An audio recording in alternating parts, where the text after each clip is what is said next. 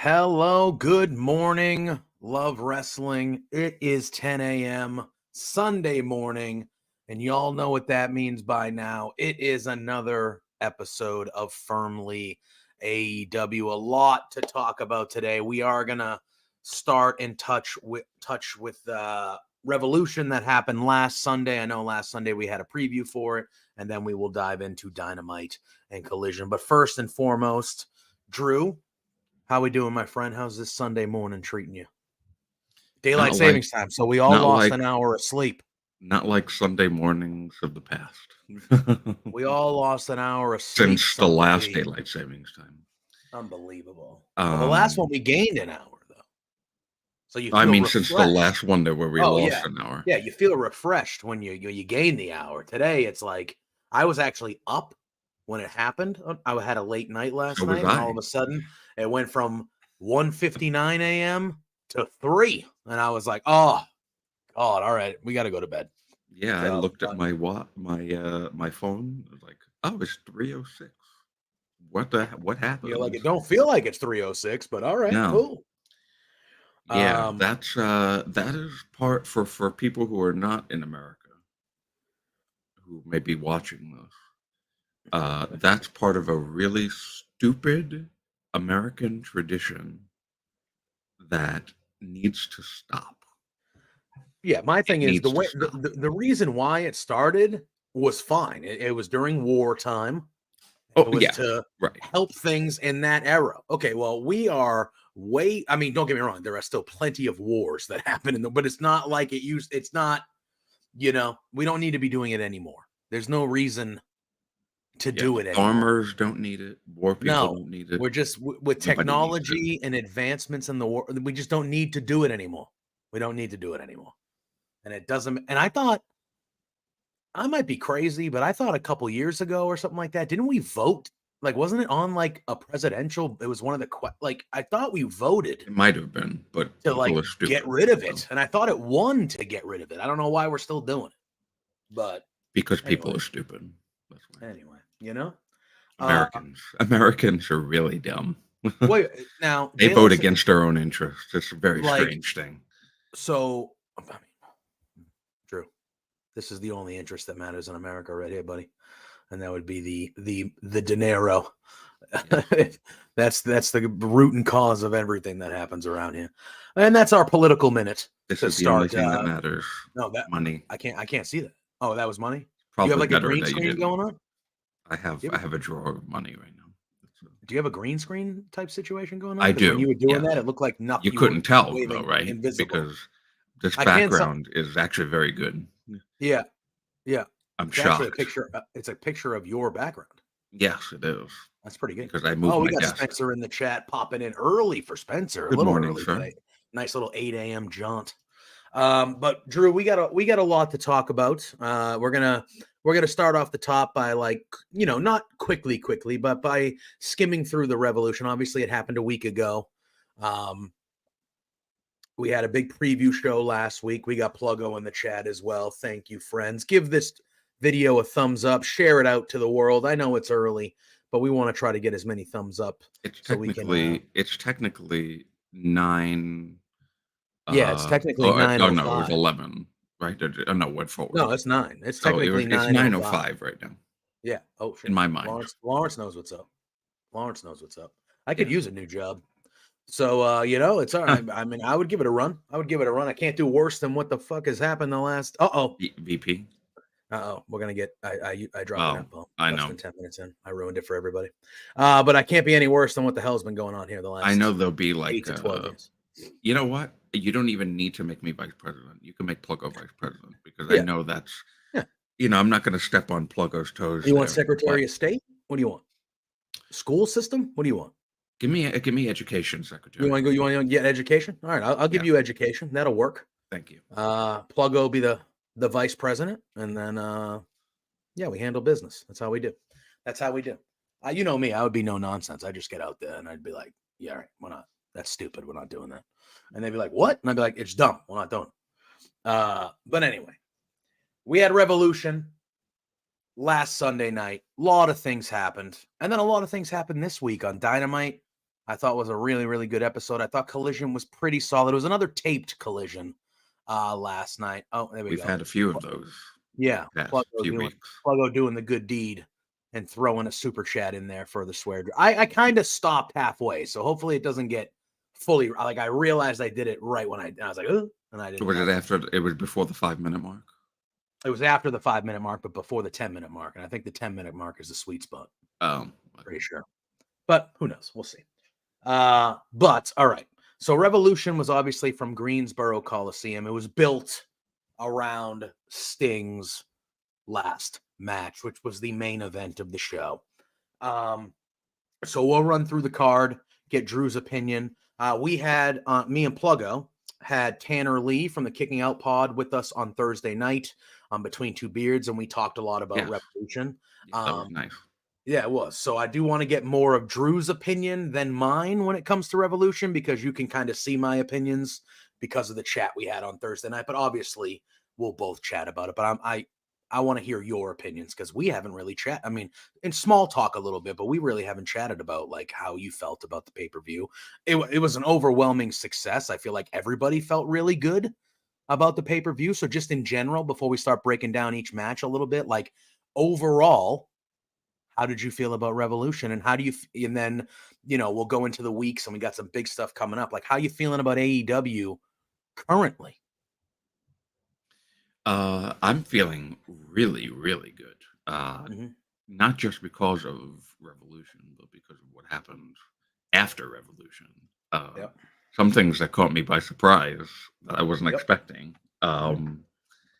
So I'm very much in excitement for what's to come, especially in a few days. We have a big show coming up called Big Business, where somebody will be. Somebody's my whatever direction this is at this point. It's my right, but it looks like left. So yeah, I was very, very pleased with the show. Pay-per-views are generally a hit when it comes to AEW. Yeah. And there's some stinkers that we're still going to touch on. Maybe not from Revolution exactly, since you know what? I just remembered something. Yeah. I just remembered something. Yeah.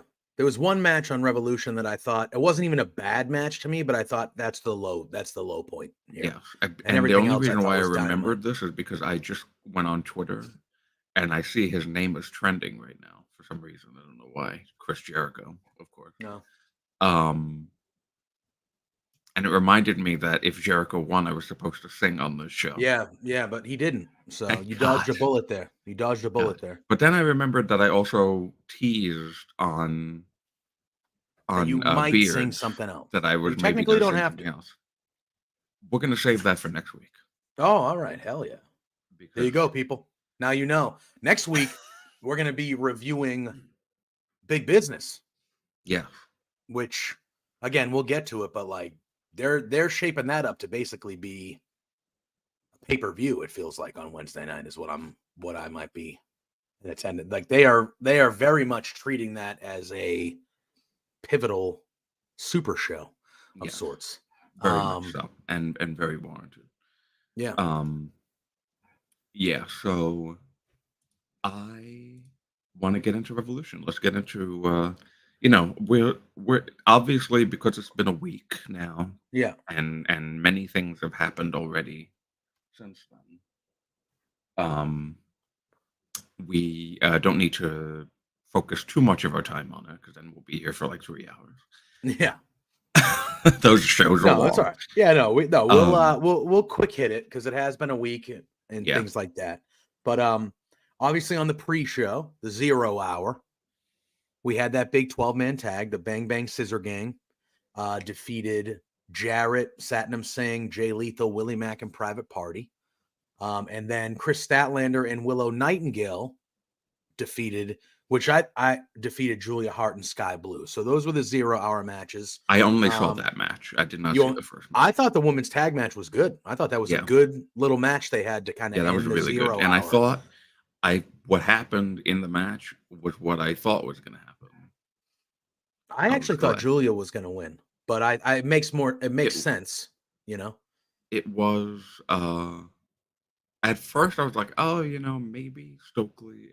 I could see that they're trying to have something. They're trying to do something big, I think, with the TBS title right now. We got Chris, you got Willow. Willow's supposed to face who on Wednesday? I'm trying to remember. She's fighting Riho. Fighting Riho, right? She's fighting Riho. Trying to get those wins up. Yes. So that's going to be a fun match. All right. Do we want to? Okay. So I want to dive into this a little bit. And I know Statlander had a great match with Riho and Dynamite that we'll talk about. See, this is where I was like, do we want to dive into every show individually, or do we want to talk about a match and then kind of talk about what the wrestlers did either way? But like, we can, if you want to do that. I mean, I was just kind of, because Statlander had a match with Riho on Dynamite, a very good match with Riho on Dynamite, a very, very good match. And in that match, Stokely tried to get Statlander to cheat to win. Like he threw her the chain, and Statlander looked like she was contemplating it for a little bit. And then she decided not to use it, and she ends up losing the match to Riho. And you could see Stokely was disappointed, like, come on, like, listen to me. Like, you got to do what I need, blah, blah, blah. Mm-hmm. And then, so that kind of leans into, oh, all right, is Statlander eventually gonna do what Stokely needs and like do that? But now seeing some attitude on Willow Nightingale a little bit these last few interviews she's had and stuff, like, and on Thursday, a few people in the chat were saying it, but like some people think that Willow is going to be the one that turns heel. I don't know if that means she'll align with Stokely and Statlander gets left in the. I don't know what that means, but when because this is not the first time we've seen Willow with attitude. Remember, after she got sprayed with the Julia Hart mist, and she had the eye makeup, she was starting to develop this like tweener / heel thing, but then they just dropped it. So, like, she's the first person that the mist didn't work on, so to speak. Mm-hmm. So, it would be interesting to see if the mist had laid dormant, but then all of a sudden now that she's being kind of coaxed into this darker persona, it's coming back. Yep. Maybe she ends up aligning with Julia again. Could. Which would be interesting. I feel like I like the dynamic of Stokely and Chris Statlander a lot. I do too. I think that it has a similar effect to when Swerve was heel and Prince Nana was doing the babyface stuff with him, dancing and stuff and really getting the crowd. I feel like it's like a version of that a little bit, where Stokely is a heel, clearly. Yes. But Chris Statlander is clearly a face. Yes. So their dynamic, I think, is fun to watch. I agree. And I wouldn't mind the two of them being a thing. Yeah, I agree. And No, I agree. Willow doesn't even have to have anything to do with the Mist and joining Julia Hart. But Willow, I when that started, when I thought that Willow was going to join Julia Hart and that version of House of Black, I remember talking on the show that I was very interested in that because it was a side of her that I'd not seen before, and I was enjoying it. I was like, you know what? Yeah, Willow is a heel. Let's do it. Yeah. I think it would be something that it'd be different. It'd be the different thing to do. Yeah. Because Willow is this overwhelmingly lovable, always smiling, got the mute. Like she's this overwhelmingly positive light that everyone loves. And then if you were to just, it would just be out of the blue. And I think a lot of us haven't really even thought of the thought of Willow as a heel. And I think it would be something that would be a lot different. And it could be very cool if they did it the right way. Yeah. Also, it's funny too, because like I have one of her shirts where, and if you go back in my threads, I was wearing that shirt the night that I went to the Ring of Honor show. Yeah. I took a picture in it, both by myself and with Will Washington. And it's an interesting shirt. I was like, oh, because she has Nightingale, it's her last name. Yes. So the Willow is in this like adorable, bubbly letters that like have smiley faces on them and stuff. And then the Nightingale is this like dark, like almost lightning bolt style. It's got like this contrast. So playing that up, I think that could be a perfect personality for her, where she has this bubbly moments, and then she's got this real heel badass moment too. And I feel like that would be a really fun thing for her character. Similar to, I mean, because it's similar to what we're going to talk about Dynamite. Yeah. A certain person that debuted. We're going to talk about it. Was like, oh, yeah, interesting. Okay, not something that I expected. So, in similar fashion, Willow being a heel, not something that I expect. Yeah, and something I would probably enjoy. All right, we then moved to the main card, Drew, and the main card started off hot. It started off with an AEW TNT Championship match between Christian Cage defending against Daniel Garcia. Christian Cage does retain. Talk to me about what you thought about this opening match. I thought it was excellent, and I thought, obviously the patriarchy gets involved, and the doing the stuff that they typically do, and at the end of the day, Christian does retain. And then we kind of find out where he's heading on Dynamite and so on. But let me know what you thought about the Garcia Christian Cage match and kind of the result of Christian retaining and moving forward with his program with Adam Copeland. I loved it. Not just because I love Christian Cage. It's not my. I have a father. My father is not passed away. But I don't have a father. I'm surprised he hasn't come after me yet. Uh-oh. Be careful. I shouldn't have said that. I shouldn't have said that out loud. Now he's gonna know. Now he's gonna know. He is just the one part. Let me just get the negative part out of the way. The one part that I just still don't get is the Nick Wayne's mom part of this. Mother Wayne? Mother, right. She has a name. You don't like Mother Wayne? I don't remember her first name, but it's just, I understood it when it was Adam Copeland, because Adam Copeland tried to kill her son. Yeah.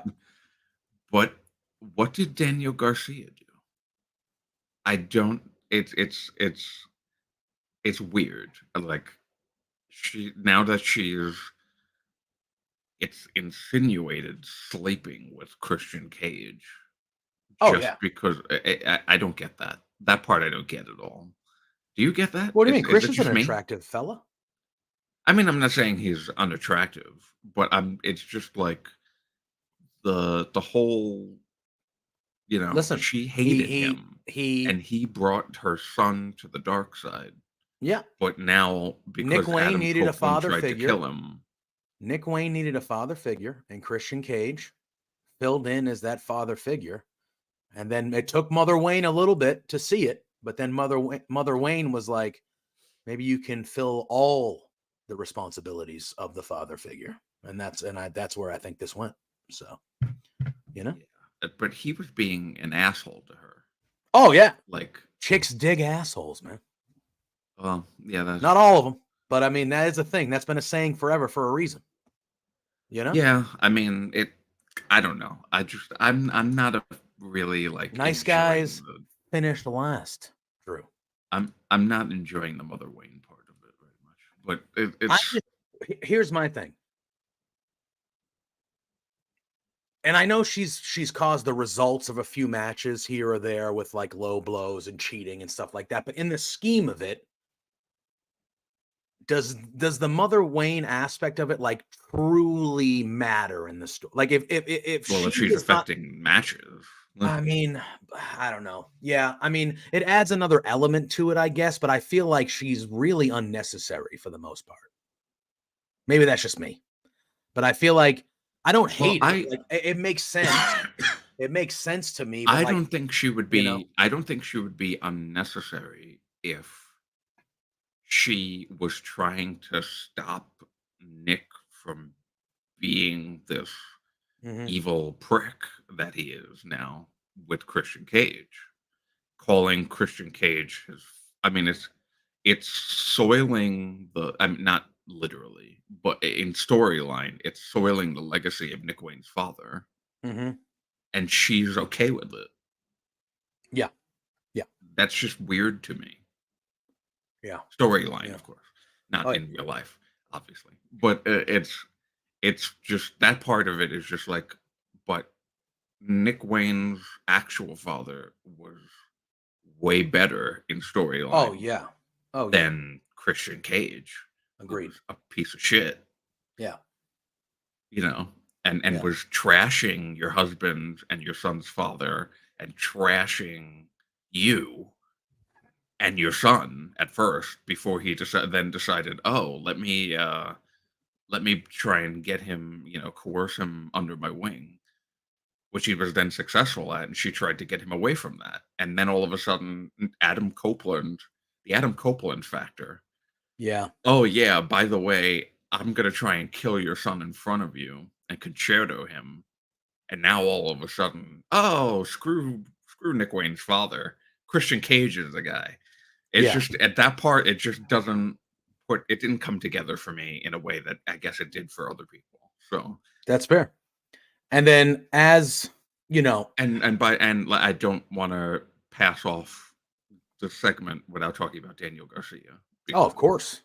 I love him. I love you, Daniel Garcia. I might hit up Wrestling Wind Down and get the bad bitches for Daniel Garcia show. I mean, he's amazing, and we talked about it last week. But he's truly like the work they've done with his character since the Continental Classic has been fantastic, and it's kind of put him in a zone where the crowd just adores him. And I look at him and I see an underdog guy going for all sorts of championships in this company, and the crowd just being all like he needs to have a title. Yeah. There's a couple of them. He can join with FTR and get the trios title. He can win this one. He can international championship going after Roddy. Maybe that'd be cool. Roddy. Oh, that would. Him and Roddy would be great. Yeah, but there's him and Matt Menard maybe going to that tag tournament would be good too. I wouldn't mind. I wouldn't mind that. I like Daniel Garcia, but I also like Matt Menard, and I think him in this role that he's had is like kind of the older brother, mentor of Danny, like protector almost, like he's on his own, but I'm going to help him. last week, it was either last week on our show or last week on Beards, I said that I was happy that they stopped the potential breakup angle between Yes. the two of them. Yes. Yeah. Because this is way better. I agree. Way better. Yep. It was a good opener. I like where they're going. Obviously, as we moved into the week on Dynamite, Kill Switch had a match, and then we saw Adam Copeland make his return on Dynamite and chase Christian out of the arena. Yeah. Where Christian got in a car and drove an SUV. Yeah, just stole an SUV, kicked a guy out, Grand Theft Auto style, and took off. And then Copeland then said, "All right, buddy, this ain't over, but it's going to be over. 2 weeks. So not this week in Big Business, but the following Dynamite in Toronto, an I Quit match for the TNT AEW's title. First I Quit match. Yes. For the TNT title, it will be Adam Copeland versus Christian Cage in Toronto, where they both grew up. That's got to be awesome for them. It's going to be an awesome match. And then we saw on Collision last night as well, the Patriarchy showed up and Adam Copeland was under a luchador mask in the audience. And he dragged Christian. I know. He dragged Christian. They brawled a little bit. Then he got in the ring and he had it looked like a guitar case, really. He had a case. It had something in we never saw what was in it. Okay. I saw a picture of it. Yeah. I did not see the picture of it, but he opened the case and it didn't really show what was in there. I know where the picture is. I'm going to send it to you. And Christian was very concerned about what was in the case. And the commentary team was very much like, "What's in the case? We didn't see what's in the case," and stuff like that. And then the TNT title was in the ring and Copeland lifted it up and he put it down, daring Christian to come get it. And it was a good little piece of business they did to build up that match for a couple weeks from now. And I like how they did you? I like how they layered it. So, like, obviously, Big Business is going to be this giant thing that happens on Wednesday, but now we already have a huge main event match to care about on the Dynamite after that. So I like how they kind of layered big match because now you got 2 weeks to build to that huge match. You know what I mean? Mm-hmm. So I kind of liked how they did that. So I want to see your reaction to. Okay, hold on. Yeah, go look at it. At what's in the box. What's in the box? Brad Pitt style, you know. Yeah. What is it? Oh, is that nails? It's like I think it's like it's nail. It's like a bunch of nails and something. Is it like I can't see. Yeah. Is it on a guitar? Else? Is it on a wood plank? And maybe there's like, it could be like a barbed wire board. Maybe. Or something. Maybe. Yeah. Thinking this match is going to get violent. Oh my God. Yeah. Oh yeah. And I am all for it. I'm ready for. I hope. My hope is that Adam Copeland wins. Mm-hmm. I don't know if maybe they do some shenanigan stuff again. I mean, it is an I Quit match, so pretty much I'm gonna imagine anything goes. Anything goes. Yeah, which means anybody can also interfere. And there's a bunch of patriarchy people that can interfere. Yeah. But maybe now they haven't teased this really like hardcore like they had before World's End. Mm-hmm. Maybe the kill switch factor. Mm-hmm.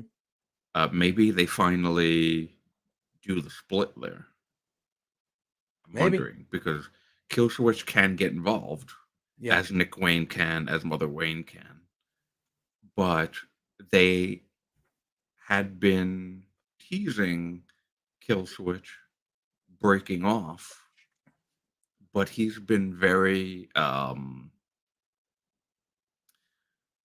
I'll say the lighter term, dinosaur whipped to Christian Cage since joining with him. And, handing off your title opportunity to another person to then give them the title. Yep. And then just continue to be background fodder. It's got to be eating away at the 65 million year old guy. I would think. I wouldn't be happy about it. So, I wonder if maybe in the next couple of shows leading up to the Toronto show, they start that tease build up again of breaking up Killswitch and the patriarchy. And then maybe because Killswitch was the reason that Christian Cage won the title at World's End, in the Toronto show, Christian Cage loses the title. I think Christian Cage is going to lose the title to Adam. I almost called him Edge, to Adam Copeland. I think that is the end game here. And I think obviously Edge got a little banged up, which delayed things, I think, a little bit. But yeah, I think that is the end game. I truly think the end game is Adam Copeland's going to win that match in Toronto in front of his home. I mean, they're both hometown fans. Obviously, they're both lifelong friends from Toronto. But like Adam Copeland's winning that belt, I think. I truly do. So too. Whether there's the kill switch factor or not. Yeah, through some, because who says that Daniel Garcia doesn't get involved again as well to help Adam Copeland? You know what I mean? There's ways you can go about it. You know what I mean? The I quit match part of it is anything can happen. Correct. So, all right. After that, we had they went right into another championship match. It was the AEW Continental Championship match, and it was between Eddie Kingston and one Bryan Danielson. The third match we've seen from them since the start of the CC. All three matches were different, and all three matches were excellent, Drew. This one was fantastic, as you would expect. Yes, it was. Didn't Bryan have Danielson, quite the ending that I thought it was going to, but then I found out why. Yes. On Dynamite. Really, really good. Really, really good. Eddie Kingston retains, so he gets the one up on Danielson again. But what you would expect from these two guys, hard hitting, really beating the crap out of each other. Danielson can just, I don't want to short Eddie Kingston because Eddie Kingston is the man and Eddie Kingston rules and he's great. Yeah, absolutely. But Danielson can have a 5-star match with anyone or anything. Yeah, literally. He could have a 5-star match with me. Yeah, exactly. You would get me to a 5-star match. And I've never had a wrestling match before. Yeah. So talk to me about what you thought about this AEW Continental Continental Championship match with Danielson and Kingston. I mean, it was just good shit, Drew. Just good shit. It was hard hitting, violent, and just everything beautiful about both of these men. And I said on the Beard show, this is my 1A and 1B. And they delivered in such an awesome way. It was such a great match. And it had, like I said, it was the end result I didn't want, only because Bryan Danielson is my GOAT. But I was happy to see that in the end, Eddie Kingston got what he wanted. Yep. And he got respect from Bryan Danielson after the match. Yes, which I liked. I liked the handshake. And then I said it on Beards. And I was on, I said it on Beards. But if anybody in the chat has not seen it's like a 3 or 4 minute clip that AEW put on social media, and it was of Eddie Kingston and Bryan. Oh my God, dude, like that. They are in the trainer's room and they are talking to each other after that match. They released it still during the pay-per-view. That was one of the best things AEW's ever released, ever. Like, I need to go back. Kingston you do. Kingston was amazing, but Danielson specifically talking about Eddie Kingston for the last couple of minutes of that, it is incredible. Go out of your way to watch it. It will make you feel even more amazing about the match that happened. And you like just Danielson's on a different level, and the way the emotion behind how he's talking about Eddie Kingston and how, it was so good. It made the match even better to me, even though they released it like an hour after the match. I was like, this is amazing. So go see it. Wait until after the show. You don't friggin' leave now, but wait until after the show and then go watch it because it is amazing. All right. We then had the low light for me, Drew. It was the All-Star Scramble. I think the right guy won. Yes. The right guy won. And I'm not going to say I don't think the match was bad. I don't think it was bad. No, it was just compared to everything else that happened on this show, it was a clear level or two lower than everything else that happened on the show. It was the Scramble. Wardlow defeated Jericho, Powerhouse Hobbs, Lance Archer, Hook, Brian Cage, Dante Martin, and Magnus of the CMLL.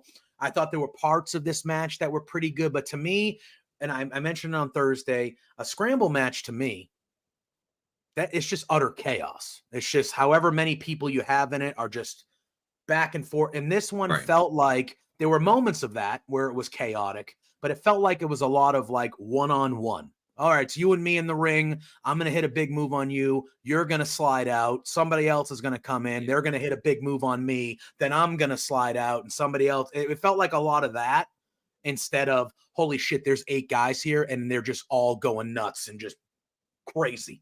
Like that's when the Scramble matches I've seen at LPW, we have one every month. We have a Scramble championship. Those matches that you see, the Scrambles that you see on other wrestling or independent wrestling shows, they are not the way that this Scramble match was kind of put together to me. I was expecting a lot more fast-paced, a lot more chaos. And there were times of that. But a Scramble match to me is just bell-to-bell chaos. Just bell-to-bell chaos, and I didn't feel that way. However, like I said, Wardlow winning is 100% the right call. I was watching with my roundtable guys, and I told them about the stipulation of if Jericho wins, I have to sing Judas. So I'm sure they were all rooting for Jericho. So they were all rooting for Jericho, and like the pricks that they are, and there's like genuine moments though where it looked like Jericho was going to win. Yeah. And I was like, my heart was racing. But I do agree with you. The way that the match was booked was not like Scramble style. It was more like Royal Rumble. Oh yeah. Agreed. Here comes somebody and this person is going to hit this person with their finisher, and then this person is going to come in and hit them with their finisher. And like there's 8 people in the ring, and it's finisher after finisher after finisher after finisher after finisher after finisher, going on. Yep. So, I thought it was going to be more of a hard-hitting, fast-paced deal, which it had in clusters. But for the most part, it was just like a standard 6-man tag or booked in that similar fashion. So, and I don't know. Here comes negative Drew again. Uh-oh. Because I know this is going to lead into other things that we're going to talk about for Dynamite and for Collision. Yep. Who do I have to pay to get Chris Jericho off my television? It's just not happening, man. I think we just all just need to accept that it's just not happening. We're way past the 10-minute mark, so now I can go wild. Yeah. Holy shit. Shit's okay. I think I think every fucking week. Every fucking week. I said it on Thursday. Ever since ever since the stuff came out that that stuff. Yeah. It almost feels like they're putting him on TV every week on purpose, like more. And it's like, I don't know if that's a Jericho thing. I don't know if that's them trying to be like, hey, maybe if we put you on screen more, people will eventually forget about it. I don't know. But like, it just seems like it's so off the mark. Like, read the room, guys. Read the room. bored. I'm bored. I don't want to see him on TV anymore. We might as well talk about it because I don't think we're going to dive into it a lot on Dynamite and Collision about him. But like, it seems like they're going in the direction with him and Hook are friends now, which I don't want that for Hook. Hook doesn't need to be friends with Jericho. You know what? And I'm going to say something. Stop it. I will say something because while I personally do not want to see Jericho with anybody, I understand, thanks to a tweet from Matt Menard earlier this week, that Jericho has helped other people's careers. That is true. Of course. Of course. I get that. Yeah. I'm not refuting it at all. I mean, Jericho helped AEW. He needed to be the first ever AEW World Champion. Agreed. He needed Absolutely. to be. Absolutely. You know? However, we're 5 years in now. Yes. So we're past that. We're past that now. We're 5 years in now, and Jericho has not been booked well for like 2 years. Yeah. And Jericho I would say himself. Since the end of the Inner Circle, I feel like it's been, it's just not great. It's not great, no. And while he helped the careers of other wrestlers, he put them in booking cycles that mainly surrounded him.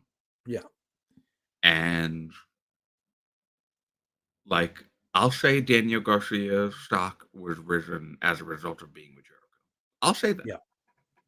But I'm also going to say, now that his stock has been risen because of Chris Jericho, I don't need to see Chris Jericho more than him. Correct. I would agree.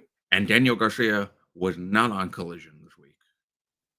But Chris Jericho was on Collision this week. Yes, he was, and he was on Dynamite. T10, and he was on Revolution. Oh my, yeah, he was. And he was going to be on Wednesday's show, and he'll probably be on Saturday's show also. Chris Jericho was one of the only acts in AEW that were on all three shows this past week. If you count Sunday as the start of the week, Chris Jericho was one of, if not the only, like him and the Young Bucks. There's not many acts that were on all three shows this week, and Chris Jericho was one of them. And Chris Jericho does not need to be one of those people. Chris Jericho is at a point. Look, he's Chris Jericho. Whether you like him, whatever or not, he's one of the all-time greats. Everyone knows how good and he's been, and what he means to wrestling as a whole, and what he means to AEW as a whole. He is not at a level right now where he needs to be around every single week. Period. End of story. You want to bring him around, I know they're going to start going to, it feels like, monthly pay-per-views here, but you want to bring him around for like the big pay-per-views for a feud or a big time match because he is Chris Jericho and his name still has that gravitas to it. Cool. He does not need to be here every week. You can tell by the reactions from the crowd. It's just not, I don't need him wrestling random CMLL wrestlers. Like, why is he the guy doing that? And I'm not even saying that match last night on Collision was bad. It wasn't that bad of a match. It was pretty good. That guy from CLL was CMLL. Triton. Was it like Titan? They said it with a weird, something like that. He was pretty good. That was a good showcase for him. He looked great. I think they've been showcasing the CMLL guys really well since they've been doing it. Yeah, but I do agree. Again, I don't need Chris Jericho having a 2.5 segment match when you have a roster that's so bloated and, I don't know. It's wild, honestly, to see him more than like even Moxley. Yeah. It's just like Moxley was literally just on Revolution this week. Well, right? Yeah, he wasn't even. I don't think he was. He wasn't on Dynamite or Collision. Neither was Claudio. I don't think so. We saw Danielson on Wednesday and last night. Well, right, now because they're trying. We saw Danielson on all three shows, but I think they just had that. I don't remember, maybe a backstage promo, but I don't remember Mox and Claudio being on Dynamite or Collision. But Jericho needs to be. They were definitely not on Collision. Yeah, I don't know. It is what it is. I don't run. It's not my. It's not, I don't run the show.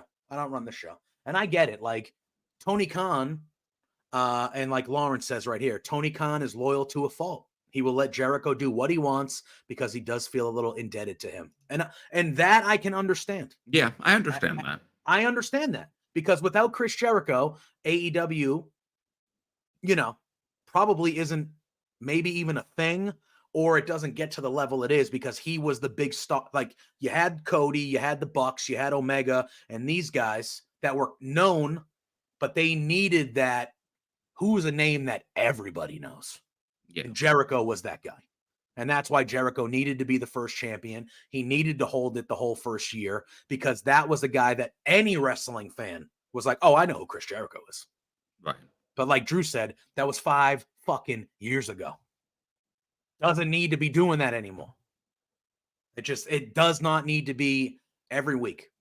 That's it. And that's just how I feel. So, and I know I'm not alone. Obviously, Drew feels the same way. But anyway,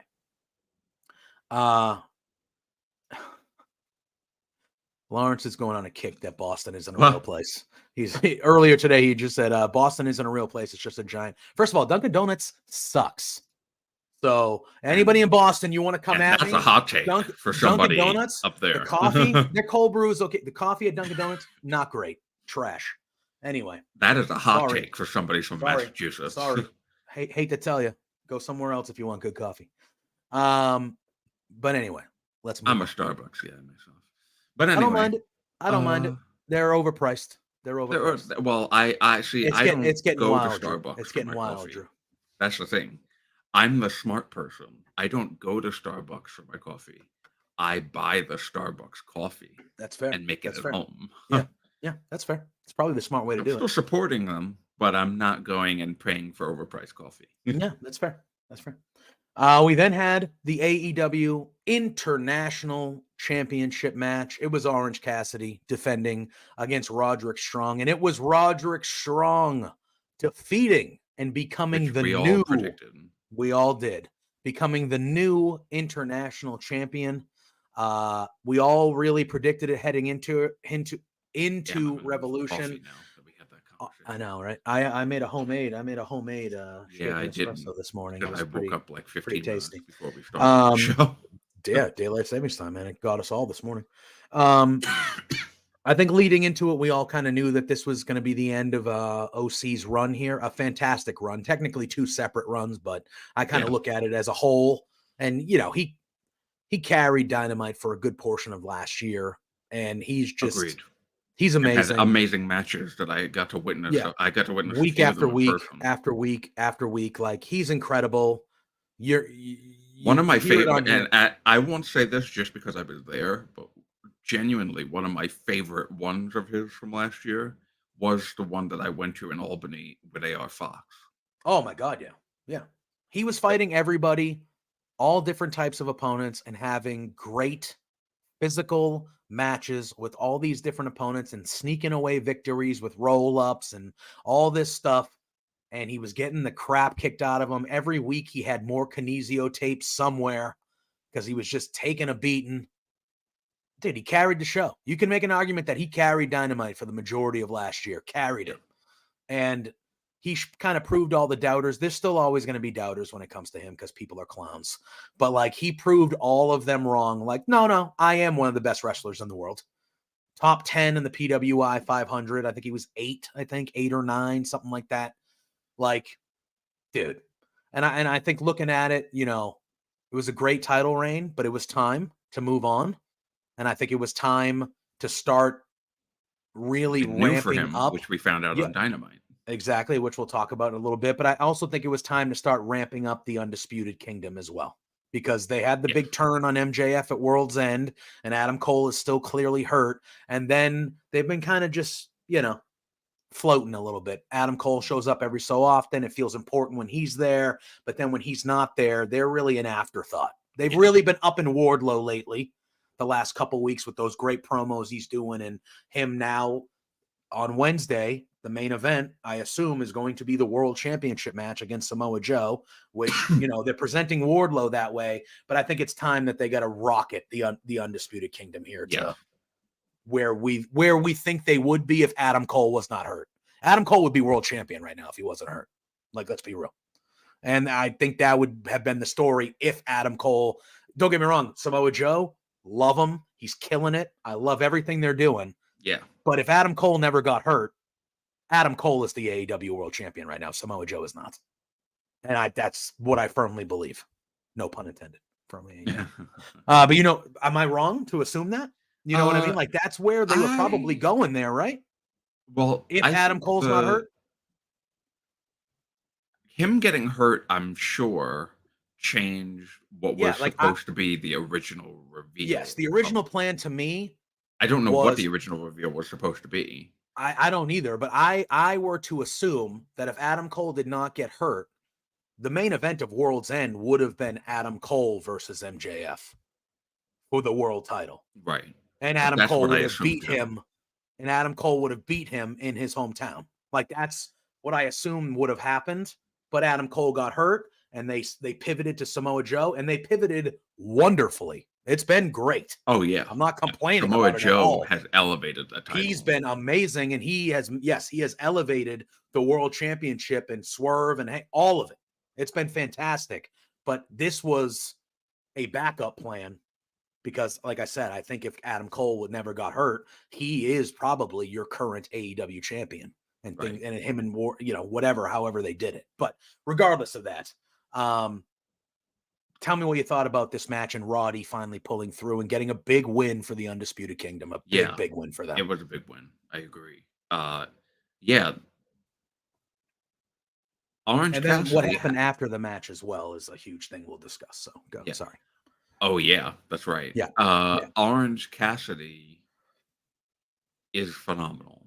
He really is. Like, his wrestling and the way that he wrestles, his character, it's beautiful. It really is. I mean, when I was like railing against him being like, oh, I don't want him to be champion anymore, it's not because I don't like him. He is a great wrestler and a great character in wrestling. It's a beautiful mix of pure laziness and violence, honestly. Mm-hmm. Like, he can be violent at times. Oh yeah. And Roundtable saying, I think Joe was always the plan, but I think Cole would have been in the title picture with MJF coming back when Cole would get his match. So possible. There we go. Yeah. But I feel like I don't feel like they would have continued. What I think was the killer for that angle was dragging out the Devil reveal from because of Grand the injury. Slam to World's End. Yeah. And I think that was because of the injury. Yeah. And I believe why, like, it was even voted worst angle in like the Wrestling Observer. Like, it's hey Lou. Lou's here. Yeah, my door's closed, so you ain't gonna see any of my cats. My door was closed, but I could literally hear him crying and scratching away. Cry all they want. I ain't opening the door. Yeah, I'm too much of a softie. I can't say no to him. But I'm a anyway, softie continue. too, but also sometimes I want to kill them. So sorry, I just admitted that live on air. I'm never gonna actually do that. Don't come after me, ASPC. Eat and whatever. So yeah, I think that the injury dragged out the angle to the point that everyone got sick of it. Yeah. And I don't think it would have dragged out that long had he not gotten injured. And technically, I would say had both of them not gotten injured. I agree. Adam Cole isn't the only one that got injured. No. And I think in hindsight, I think MJF is a little bit more injured than Adam Cole because he had multiple situations going on. He was wrestling so much and doing so much to carry that story because Adam Cole was banged up. Yeah. Wrestling by himself, like wrestling sometimes 2 times a week. Literally 2 times in one night, multiple times. Right. Yeah. You know what I mean? So like, yeah. But Drew, after the match, Roderick gets the win. He's celebrating with Taven and Bennett. And then all of a sudden we see a returning Kyle O'Reilly, different looking Kyle O'Reilly, longer hair, jacked, wow, looking good. He comes in there. Not gonna lie. Yeah, he comes in there, and he's being friendly with the Undisputed Kingdom. He kind of celebrates with them. He gives Roddy a hug. He's doing all this stuff, and then Roderick has, I believe it was Bennett, take the shirt off his back and try to give Kyle O'Reilly an Undisputed Kingdom shirt, like, hey, welcome back. That is true, though. That is true, Roundtable. The bags under Kyle's eyes were very large. It looked like he had not had a lot of rest. Yeah, but tired. So they try to give him a T-shirt, and Kyle O'Reilly gives the shirt right back to Roderick Strong, and he kind of just leaves the ring. And then we see on Dynamite, he has a backstage interview with Renee on Dynamite, and he's welcome back, and he says, hey, I'm going to be 100% honest with you guys, and I hate that I actually have to admit this, but, like, there was a time in he was gone for almost 2 years, Drew. Yeah, that's crazy. And it was like, yeah. And he goes, there was a time during the 2 years where we thought I might not ever be able to do this again. And this is the only thing I've really ever loved besides my family. It's the only thing I've ever been great at. And, he was very honest and open and emotional. And then Renee asked him about what happened with the Undisputed Kingdom. And he said, I'm back. I'm kind of feeling free, and I don't want to attach myself to kind of anything right now. I just kind of want to do it my way and come back and kind of do it the way that I want to do it. So now we have that intrigue of how they're going to go with that too. Is it one of those things where Kyle O'Reilly, like, they slowly try to convince him to come back into the fold because they are friends with him, and then eventually he does? Like, there's a few different ways they can go about it. There he goes. There's a few different ways they can go about it, and I think that is a cool story they can tell. Yeah, the Adam Cole is definitely going to try and get him into the Undisputed Kingdom for sure. Yes. Yes. But it seemed, I don't know. So he's back, but I don't know what he does if not joining the Undisputed Kingdom, honestly. That's fair. Like, where does he fit in? On his own? Yeah. I mean, again, it is just speculation at this point, kind of how we thought, we're talking about what would happen if people didn't get injured a few minutes ago. But, like, if Kyle O'Reilly wasn't injured, I would assume he would be in the Undisputed Kingdom instead of Wardlow. He would have been that fifth guy, because that would have made all the sense in the world for it to be Roddy, KOR, Cole, and the Kingdom. But because there was no, everybody didn't know about the future, have history with each other. Exactly. So you can make an argument that would have been the thing too. We got Roundtable saying, I think the best story would be a new Pinnacle when MJF returns with Kyle in it. The Devil took MJF's best friend, so Kyle. So it's funny that I was going to say something else that could be possible is that Kyle joins with MJF. And then you could even do, like, Kyle joins with MJF, and then eventually Kyle turns on MJF. Possible. And then it's like, oh, Adam Cole, it one-upped MJF again, and then MJF's like, you kidding me here with this shit? Yeah, he needs some genuine friends, and he hasn't got many of those. He does not have many at all. The only one he had was never his friend in the first place.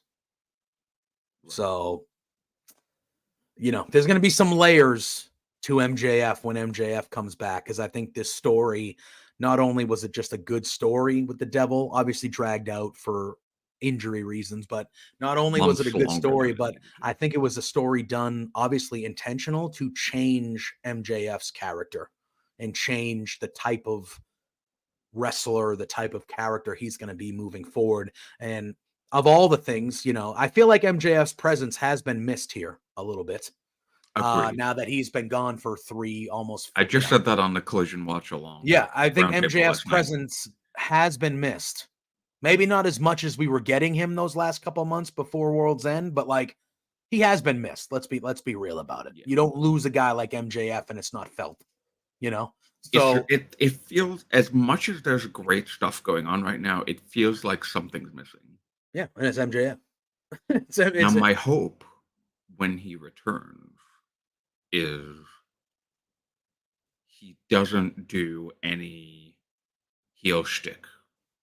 No, I think he comes back as a full-on babyface. No, I'm not saying that he would come back as a heel, but yeah. But you know, he likes to do crowd I'm work. your douchebag. Like that type of stuff. Hey, I'm still gonna be an asshole, but I'm your asshole. Like you want him to be like, I want that gone completely. Yeah, like I don't want him bad doing shit, like heelish crowd work. I want him to be a 100% white meat babyface.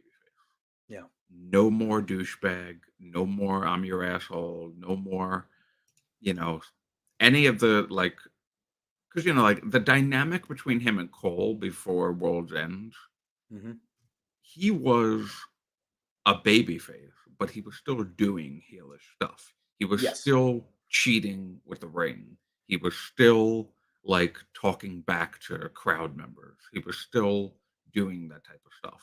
And I mean, the douchebag, you're a douchebag, the crowd was egging that on, so understandably so.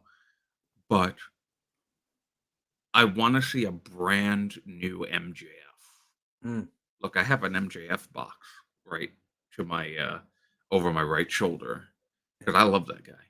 Yeah, I loved his devil stuff. I loved the pick. I mean, look, it's all pickle stuff back there because I love him. I'm a mark for MJF. So I want to see a brand new MJF, a complete babyface turn, because he was 100% wronged.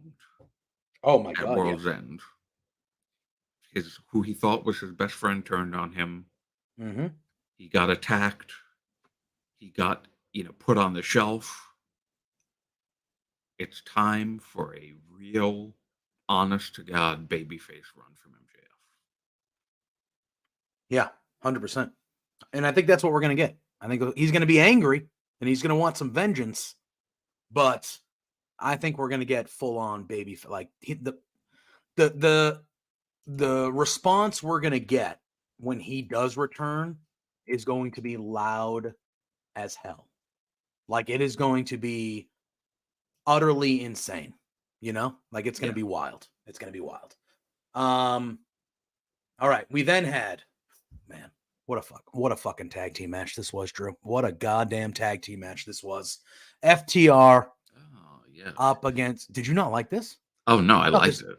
Okay, I was gonna say I thought this was one of a Tanner that was with us on Beard said one of the better tag matches AEW has ever put on. And I would like my flowers. Yeah. I'm the only one on Beards that predicted. Oh yeah. That, 100%. Yeah. I I was dead wrong. I mean, now with the tournament, I feel like it doesn't really matter who won this match a little bit because I expect both teams to be in the tournament. So it's kind of right. Yeah. Like I went into the night, and we'll talk about it. I went into the night thinking the Young Bucks were going to win the tag belts at the end of the night. That's how I went into this evening. I thought Sting's an old school guy. He'll go out in his back. The evil Bucks will be the new champs, and the winner of this match will be the number one contenders. That's how I kind of thought this was going to go, which is why I went with FTR. Now, in hindsight, when you look at it, great tag match. I have no problems with the BCC winning because they're incredible as well. But then what happened at the end of the night obviously didn't go the way I thought. Now we know there's a tournament. So it was just a really, really good tag match with the BCC coming out on top. I agree. Hard hitting. Oh, they really are made for each other, these two teams. Yep. They do great work. That was a great match. It was. Yeah, I could see they had the draw a couple weeks ago that led to this rematch here. I could watch these guys wrestle any day of the week if they want, because they give you everything you want. They're hard hitting, brutal, but then when it gets down to it, they're just great wrestlers in the ring as well. And it's just, man, it was back and forth. I wouldn't have been upset with another draw. I wouldn't have been upset if FTR won. I wouldn't have been upset at all about any scenario that occurred. And this match was excellent. If it wasn't for another match that we're going to talk about in a few matches, this might have been my match of the night. That's how good I thought this tag match was. It was incredible. And I know you did get your flowers. You did pick the BCC to win it. So I'm sure you were feeling pretty good about that as well moving forward. I did. Yeah. After that, Drew, though, we had ourselves an AEW Women's World Championship match. And we had ourselves Toni Storm defending and defeating and retaining the AEW Women's World Championship against Deonna Purrazzo.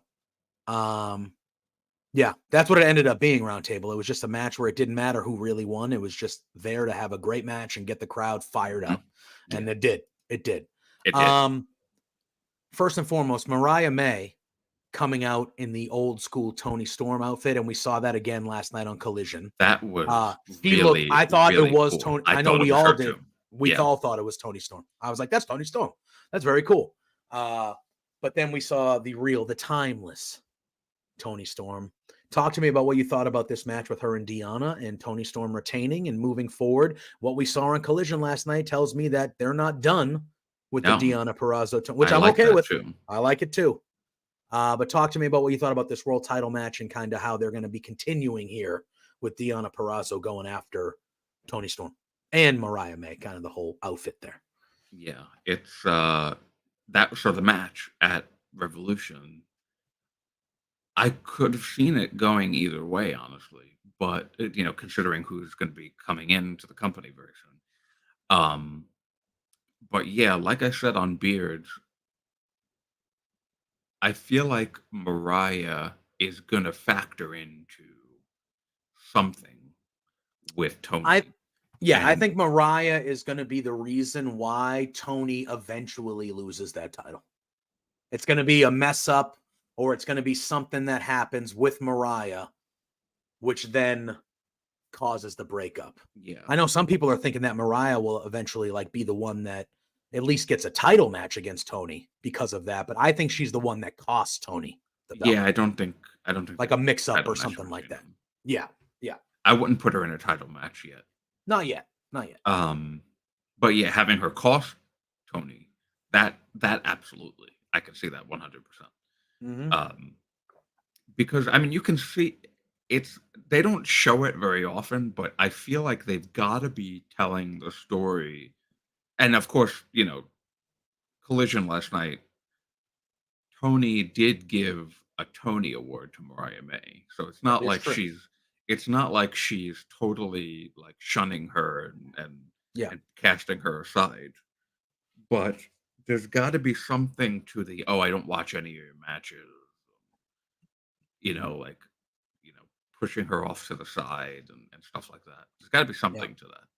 Yeah. So I feel like, and it might not even be I would prefer Toni losing because she accidentally costs her, not because she intentionally costs her. Yeah, agreed. I would prefer that. So that's how I could see it based off of how they've told the story, but they have the power to change that. So what I said could just be moot. But yeah, I enjoyed that match very much. And then the segment last night on Collision was phenomenal. Just hilarious. Oh my God, yeah. Toni with an I award so that they don't get sued. And then Deonna coming out again. And what happened, the pivotal moment of that match at Revolution, Toni Storm tapped out, but the ref didn't see it. Yeah. So as soon as I saw that, I'm like, oh, well, she's got to continue on. Yeah, 100%. And I'm glad that they're actually doing that. I agree. And I still don't think Deonna takes it off Toni. Mm-hmm. But I think that because what last week when Serena Deeb did her promo with Renee backstage on Collision and was like, "Oh, I'm the final boss." Yeah. Wink, wink. I assumed, as well as you did, Mercedes' first opponent. Right. Yeah. But then Serena Deeb was not on TV at all this week. I think that was very intentional. You think so? Yeah, I think I wouldn't be shocked. On TV on Wednesday? I wouldn't be shocked if before Dynamite we hear that Serena Deeb is either booked for a match or she's going to have some sort of I wouldn't be shocked. Okay. Or so that could happen. You know what I mean? Yeah. Like she could have Khan, a match. They tweet like, yeah, "Oh, day of or day before tomorrow on Dynamite. Hey, tonight, blah, blah, blah." you could do a Serena Deeb versus a Queen Amanada, or a Serena Deeb versus a Trisha Dora, or a Serena Deeb, where she has a good little match, wins, and then she, she's in the ring saying basically what she said to Renee, but in front of the audience, like, hey, ever since I've come back, I've beaten everybody. The competition hasn't been that great. I need some more competition. I'm the best, blah, blah, blah. Okay, Mercedes is here. There's some competition for you. Yeah. Or something like that. Somebody in the chat, I forget who it was. I think it was you. Might have been you.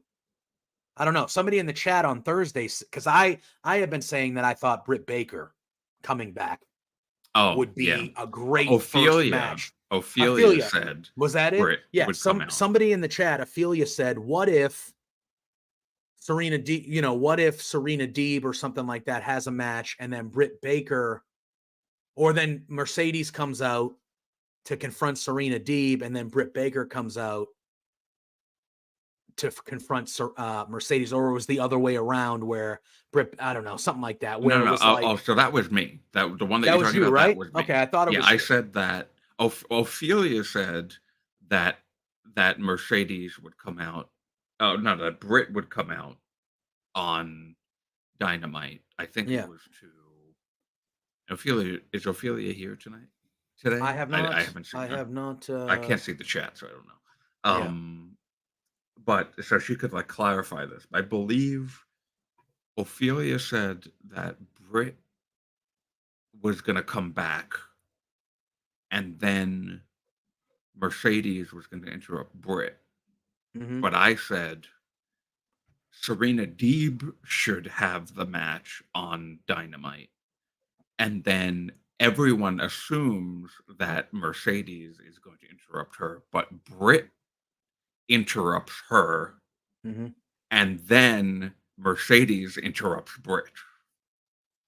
Yes, that was it. Yep, that was it. Because you guys were talking about maybe Serena not being the big person. That's what Pluggo said. Pluggo was like, do we, no offense to Serena Deeb.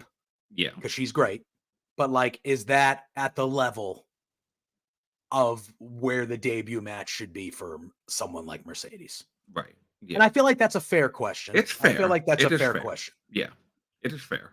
And I love Serena Deeb as well. And I agree that she would, I think she is fine for Mercedes' first feud. I think so too.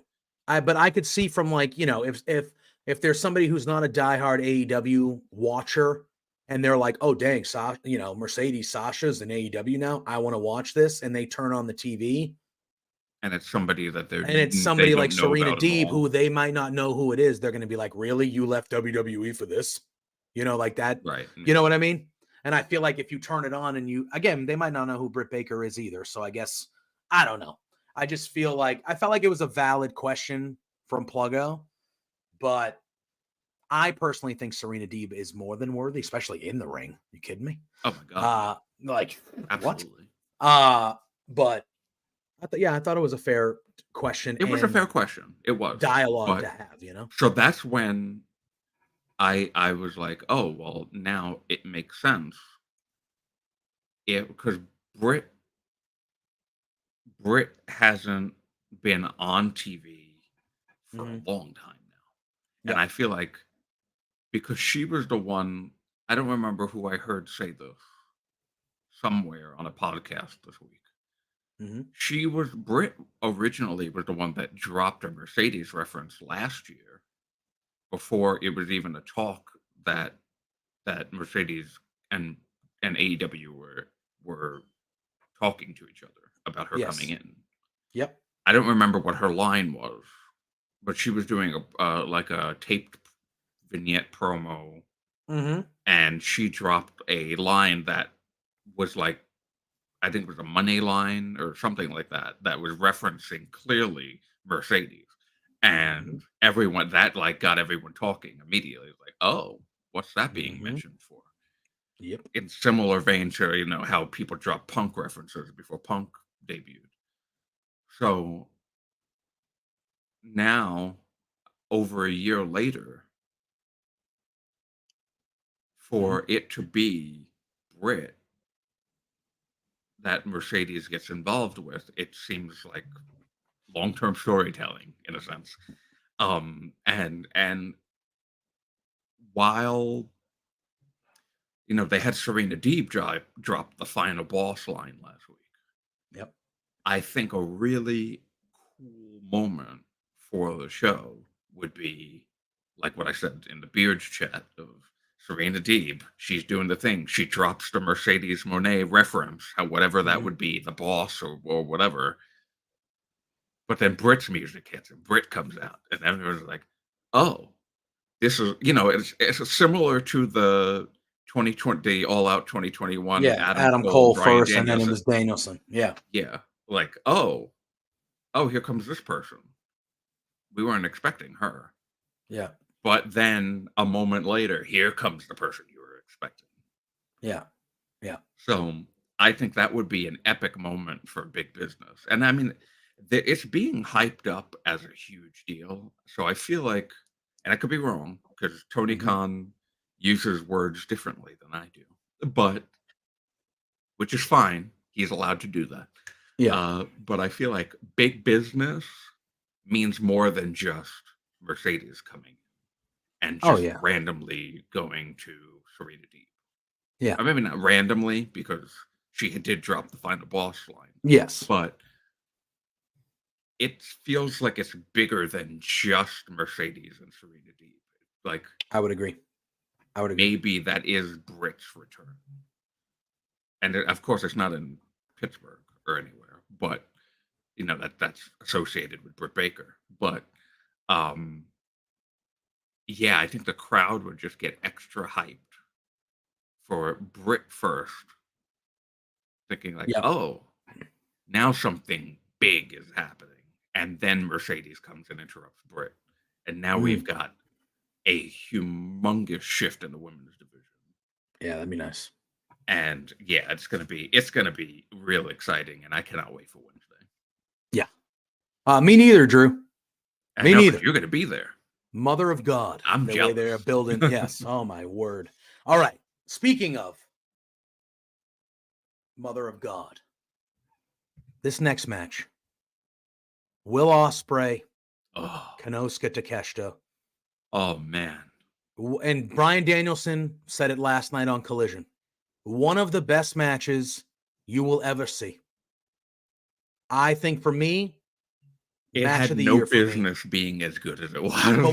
But Drew, we talked about it. We knew how good this match was. We knew. This was the match I said on Beards I was least looking forward to. Only because it had no real implications. I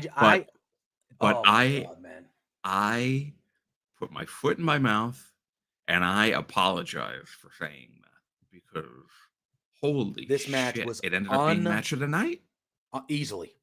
Match of the year, Drew. I think it's match of the year for me as of this moment. And look, I don't watch a ton of New Japan. I watch Wrestle Kingdom. That's basically the only real, and I'll pay attention to the G1, but I don't watch every night. It's on at 3 a.m. when we're asleep over here. You know what I mean? So I pay attention to the G1. Wrestle Kingdom. Sorry. Yeah, I pay attention to the G1. I make sure I watch, maybe not live, but I make sure I watch Wrestle Kingdom every year. I am very, very excited that I get to watch Will Ospreay on a regular weekly basis for the next couple of years. Yes. That makes me very excited. This match with Takeshita was incredible. The physicality to it, when these guys were ramping up, that sequence where they were going back and forth with each other, and Takeshita kicked out at the one count from Ospreay's flying elbow was incredible. The springboard to where Takeshita caught him and did the Blue Thunder Bomb was an incredible spot. I thought Ospreay almost died during that corner brainbuster where he clearly hurt his back. That spot in his lower back was swollen and red immediately. And you could even see, Ospreay does that. Ospreay and Takeshita have this friggin' match on Sunday. Ospreay gets banged up and hurt. And then 3 nights later on Wednesday, Ospreay has a fucking classic with Kyle Fletcher. A classic. I mean, it's like, what the hell is why? We are witnessing a peak in American wrestling right now. Honestly, just unbelievable. You have this, and then the main event of Dynamite is Kyle Fletcher versus Will Ospreay, and they have almost as good a match as Ospreay and Takeshita had. It was incredible, and they beat the shit out of each other and all this stuff. Ospreay wins. They have a history together, clearly, Aussie Open, and now they're in the Callis family, even though I don't think Ospreay is very long for that. And then what do we get after that? We have Bryan friggin' Danielson coming out at the end of Dynamite and having a face-to-face with Ospreay. And then on Collision, Danielson opens the show, or he has doesn't open the show, but he has a match early on. Yeah, did he open the show? Yeah, he opened the show. Yeah. He has a great match against Shane Taylor, which that match ruled. Yeah. Shane Taylor was incredible during that match. Oh, you're the GOAT, huh? Hitting him, like, just talking so much shit, which I loved. Oh my God.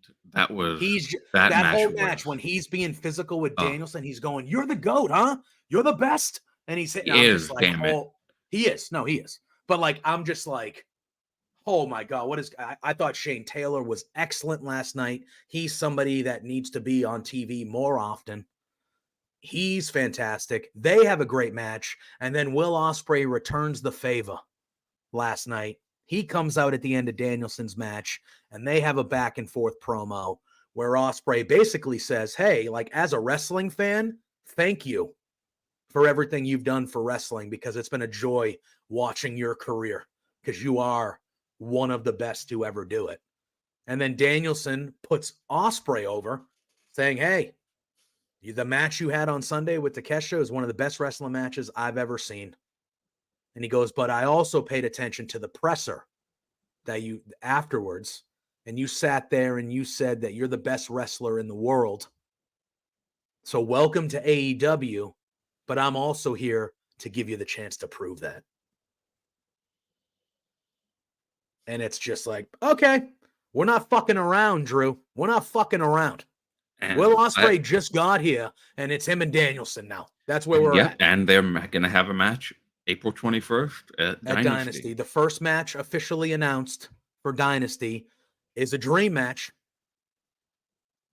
They haven't announced Swerve and Joe one-on-one yet. So this is the first match that is officially announced for Dynasty. And it's Bryan Danielson versus Will Ospreay, which is a dream match that it's going, like, you can't look at that and not say that's going to be the best match any of us ever see. Honestly, I wish I could go. Is it local to you? Where is it? No, it's in St. Louis. Yeah, that's right. Never mind. Yeah, that's very far. Yeah. That's halfway across the country from where we are right now. My God, Drew. My God. This, just all of it. The Takeshita Will Ospreay match, one of the best matches, the best match of the night, one of the best matches of the year. And now we're getting a match that is going to be even better than that with Daniels. Like, it's going to be one of the best wrestling matches of all time. How can it not with those two guys? It could be. I mean, you got Omega, Okada, You got Omega Which Ospreay. we're going to talk about that because there were definitely. Yeah. We're going to talk about that soon. You know, there's so many classic wrestling matches in history, but man, I believe it is the first time ever, right? Danielson and Ospreay. They've never wrestled each other before. No. Because I think Ospreay, I know Ospreay and Danielson at one point when Evolve first started were in Evolve. Had done Evolve. Was it Evolve or Progress? I'm trying to remember which one it was. Well, Evolve is like northeast-ish. Yeah, it must not have Progress is the English. Progress is the English one, right? Yes. Right. Yes. It might have been Progress then. Yeah. They were involved in a company early on, but I didn't know if they maybe had ever wrestled each other in that company. It could have been Danielson was already gone and then Ospreay came in. Yeah. So for this is the definition of a dream match. Yeah. First time ever someone who can claim is their GOAT versus someone who can claim is their GOAT. Yeah. And both of them be legitimate. Yeah. Because both of them are GOATs, honestly. So yeah, I am really, really, really, really excited for this. Yeah, it should be amazing. AEW World Championship match time, Drew. It was a 3-way. It was Samoa Joe defending and retaining the AEW World Championship match against Hangman, Adam Page, and Swerve Strickland. We talked about it last week. I picked Joe to retain. I know. I know. I think we both did. I know, and we both were like, "Hey, we get it. It's Swerve's time. It is Swerve's time." And sometimes you gotta strike while the iron is hot. But I felt like what happened was going to happen, where Swerve and Hangman were not going to be able to get over their hatred for each other, and that was going to help Joe retain.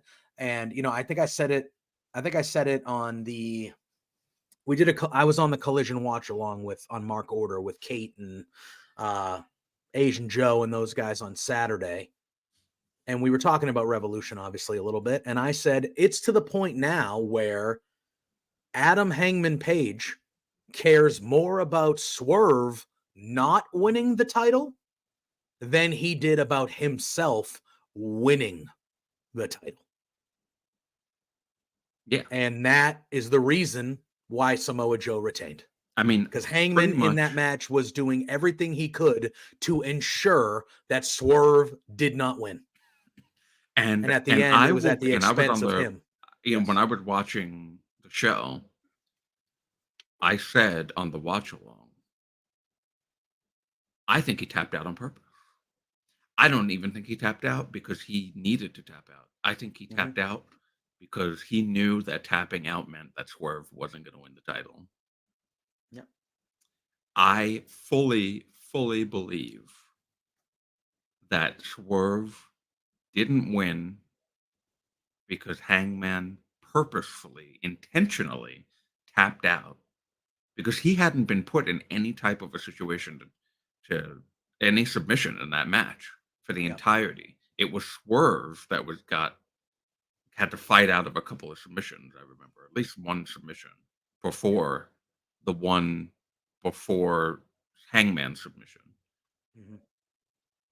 So he's like, "Oh shit, I'm in a he's hurting obviously, but he sees." I think it's only because he saw Swerve in the ring that he tapped out. I fully believe that. Yeah. It was a very good match. It was a very good match. But it kind of went the way that I thought it was going to go. I kind of went the way I thought it was going to go. Listen, like you said, and we had talked about it. I really wanted Swerve to win. Yeah, but because of the segment that they did on the Dynamite prior, that got Swerve back into this vicious, violent manner that he needed to be in, that Hangman wanted him to be in, so that this way it would cost him the match. Yeah. It did exactly what it was supposed to. Yep. And then we now know that Hangman has taken some time off. So they kind of wrote him off a little bit. We saw Swerve open Dynamite with a great promo, a full-on babyface Swerve, by the way. Like, not even hinting towards being that evil dick that we've seen him, like a full-on babyface Swerve, which is the right call because that dude is next level. Like, that is the right call. When he does get his one-on-one with Joe and pulls through and wins, he should be the babyface face of the like, that guy's the guy. He's one. They have a few guys like the guys in AEW right now. That guy is the guy. Yes. He had a great promo at the beginning of Dynamite. It was interrupted by Joe. They had a little good back and forth there. And then we saw the Kingdom come out with Adam Cole in tow, saying that Wardlow was going to win the title from Joe. And then that turned into a tag match we had at the beginning of Dynamite where that was a really interesting it was, because Swerve and Joe ended up having to team up together to go up against the Kingdom. Can they coexist? And it was a good match, though. It was a good match, and Joe and Swerve won. But yeah, I thought that was a nice little. And I thought Joe was going to leave him, but he didn't. I did too. No, Joe stood tongue. He's like, no, we're going to win. We're going to win this match. Is what we're doing. I thought it was really good. And we know coming up at Big Business on Wednesday, it will be Wardlow from winning the Scramble match. Wardlow will be going on one-on-one against Samoa Joe for the AEW World title, which is a big, meaty man slapping meat main event that we're going to get on Wednesday night. I'm glad I'll get to see it. I don't know if it's going to be the main event, but possible. If I were booking the show, I would have Darby and Jay White open the show. I would have Mercedes in the 9 o'clock hour, and then I would have the world title main event. Yeah, those would be my three pillars. That's of a good the lineup. Evening. Yeah, right. I feel like those are the three, because Darby Allin and Jay White is gonna, in the words of Sean Ross Sapp, hump. It's gonna hump. Oh, it will. That match is gonna rule, and that's gonna be the last time we see Darby for a while. I think. It could. There's a potential. So see. Well, do you open up with Mercedes? Do you do the Mercedes stuff right away? I don't know. I feel like the 9 o'clock hour would be kind of perfect for it. Or do you end the show on it and maybe you open with the title match? Yeah, right. And then you do Darby and Jay White at 9 and you do Mercedes at the end. You can go. I feel like those are the three pillars of the evening, even though last night on the Collision, they announced a 6-man match that, holy fuck. But they just threw that in there. When Eddie Kingston was like Boston, I was like, oh my God, what is happening? I am jealous of you. I really am, bro. I wasn't. The amount of stuff you're getting to see. I was just happy with what was happening before that. And then they were like, oh, we're adding this on there. I was like, all right, great. So now that's a bit, you could open with that. I don't know. Whatever. Yeah. It's going to be, well, we got to talk about the main event in Sting. So let's talk about, because then that will go into our Young Bucks. Our overarching theme the big thing that we need to talk about. Yes. So we had the main event of the evening for the AEW World Tag Team Championships. It was Sting's final match. It was Darby and Sting defending against the EVPs, Matthew and Nicholas Jackson. Drew, I thought this shit was perfect. I thought from the beginning to the end, with the entrance, all of it, the Young Bucks were the perfect opponents for this match. I thought it was beautifully done. I thought for a final match, I thought it was one of the better send-offs, final matches that we have ever seen. I'm getting goosebumps talking about it. I thought, and we talked about it on Thursday, but, a couple weeks ago or, a month ago, whenever they started really ramping up, when the Young Bucks attacked Darby and Sting, and they attacked Sting's kids, at the time I was like, okay, yeah, that's just getting heat. But like the whole Suns part of it to me kind of left my brain. I was just kind of like, oh yeah, that was just for heat. Right. And then you see the entrance where Sting's oldest son first comes out as Surfer Sting, which I thought that was legitimately Sting at first. I was like, holy shit, so did I. Surfer Sting. He's going to be Surfer Sting. They did the Tony Storm Mariah May. Literally, they did it twice in one night, and it fooled me both friggin' times. Yeah. But like, so he comes out, and I'm like, holy shit. And I think that you could tell by the crowd reaction that a lot of the crowd was like, oh my God, Sting is dressed up as Surfer Sting. Like, this is crazy. And then you see the other son come out as Wolfpack Sting. And then you have Sting right in the middle as the Crow. So you had Wolfpack, Crow, and it was just a great visual. And I loved how they had the Seek and Destroy for Sting. They kind of did his song while the Suns came out, and then they went to Metallica, Seek and Destroy. And just the visual of the three of them up there, all the different phases of Sting's career. And the joke, there's been other phases. You guys been wrestling for 35 years, for crying out loud. But those are the three main. You think of Wolfpack, you think of Crow, you think of Surfer. Like, those are kind of the epitome of Sting, right? And then the match was great. I mean, we got to talk about the glass spot with Darby, because that was insane. People saying, oh, it was unnecessary. And saying the shit that they say. Everyone is fine. Yeah. For a second there, it felt like Darby might not have been. People's egos are not fine. That's for sure. Yeah. Yeah. We got to stop this nonsense. Like the in the moment, like, oh my God, this is disgusting. There was like a video. Somebody took Sean Ross Sapp's video of that moment and was trying to claim that glass was shattered all over the audience. Yeah. And it's like, first of all, shut the fuck up. Number one. Number two, the audience is fine. Nobody got hurt in the audience. No. There's potential that it even wasn't real glass, by the way. Or not the type of glass that's going to... Yeah, I was going to say, it sliced up his back. But good. A piece of paper can slice you up. It's fair. For God's sake. That was gnarly, though. When he hit that and he flipped over and they had the camera on him and you could just see the blood starting to just kind of... Yeah, it was like, nasty. It was like, oh, I was like, holy shit, look at his back. That is unreal. But that moment gave Sting like 10 minutes. The rest of the match. By himself. Until that the final coffin drop. Correct. And that was necessary because that kind of showcased Sting. They did the super kick spot where they double super kicked him and then he came back up and was like, let's go, which was like amazing. That was like, it was just incredible.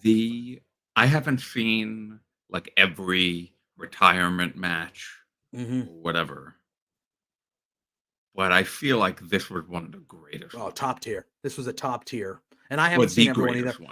Yeah, top tier. This was from, like I said, from the beginning to the end, the Young Bucks entrance, Darby's entrance, Sting's everything. From the beginning till the end, I thought it was a 1,000% success and a perfect send-off. And I didn't expect them to retain. I didn't either. I went in thinking that he would go out on his back and the Bucks would win and then Sting would have his moment afterwards. But looking back on it now, I'm glad he retained. I think it fit. I think it fit the moment better with him retaining. Me too. And then he did a little speech afterwards, and then he got cut off with the pay-per-view feed.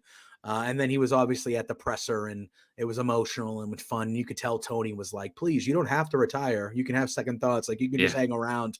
And not if you don't want to wrestle. You can just hang around, man. Like, we like having you around here. You could tell that that Sting means a lot to that whole locker room.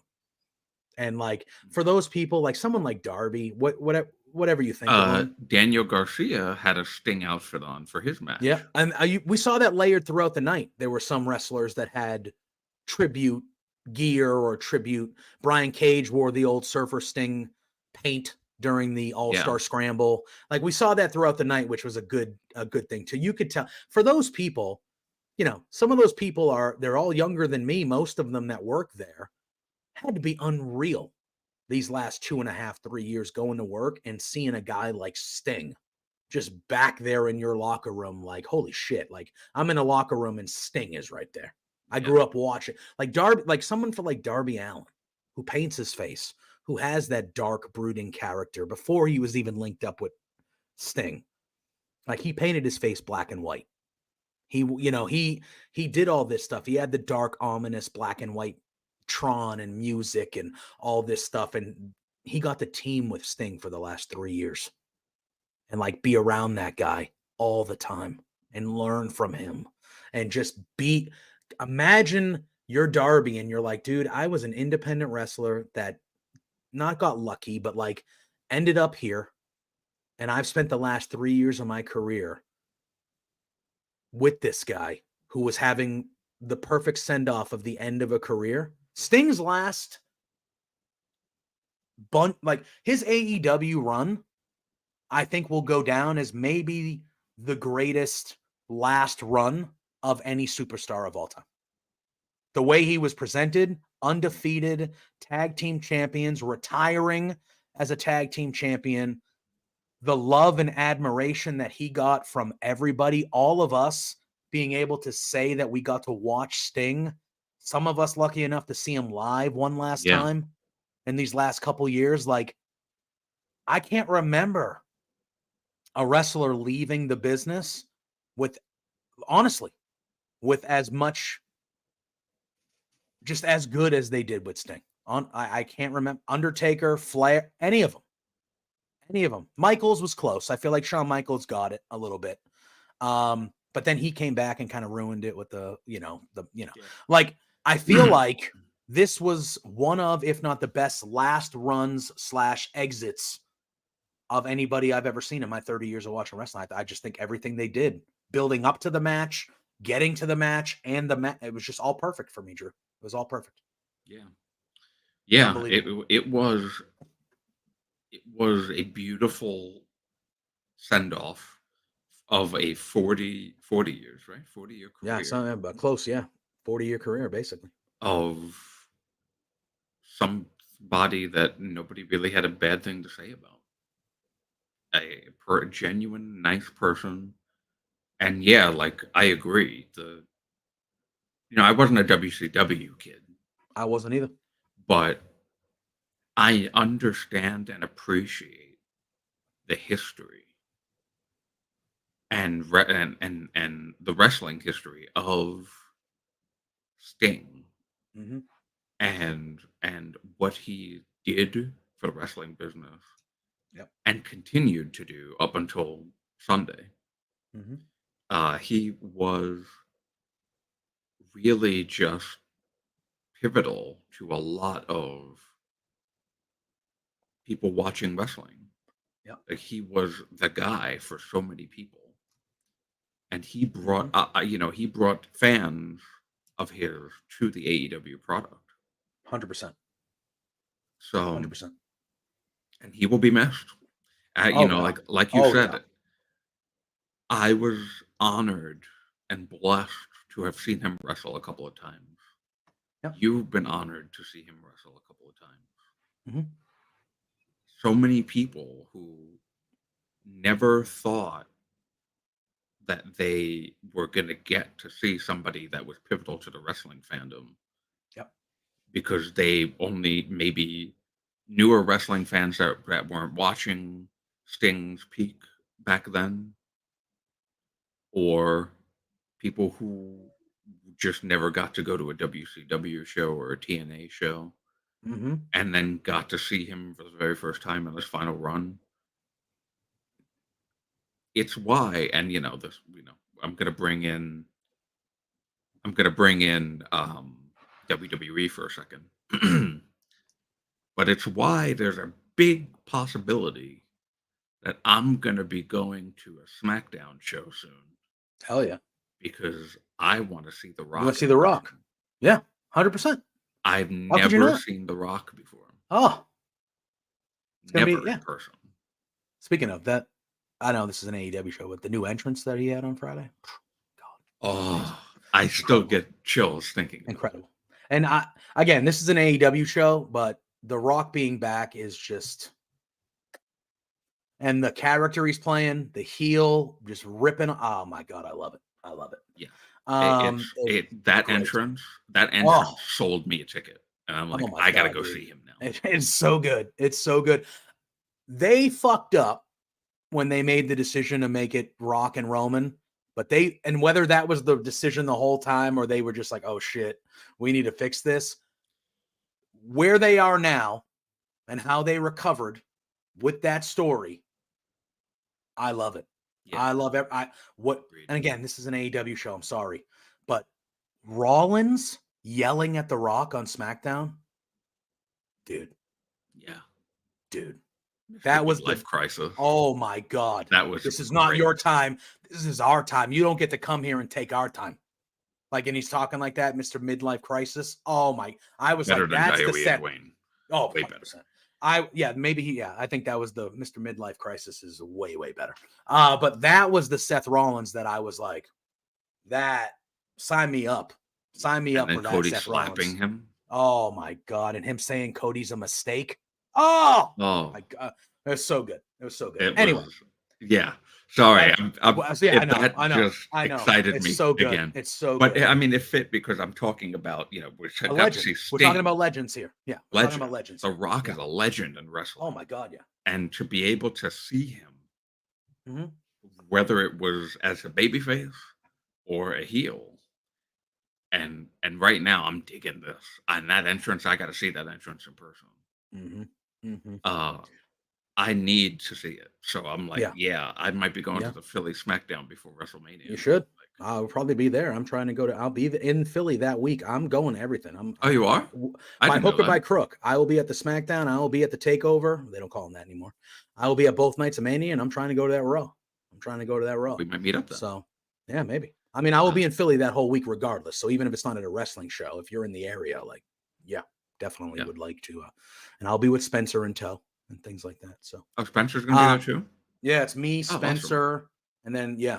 And then I have my buddy Doug, who's going to be our cameraman for the week or so, if we have any opportunities and things of that nature. But okay, before we get out of here, we got about another 10 minutes or so. We do need to talk about the Young Bucks were in this match. Yeah, the Young Bucks were in this match. And as we saw on Dynamite and on Collision last night. So let's talk about Dynamite first. The Young Bucks come out. They say they have two major announcements. So they come out. They announce. Okay. So first and foremost, I love the angle. This did not go the way that I thought it was going to. No. From start to finish.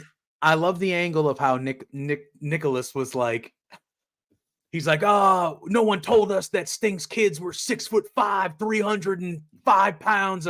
He's doing that. He goes, but they cheated. He goes, but either way, we ended Sting's career.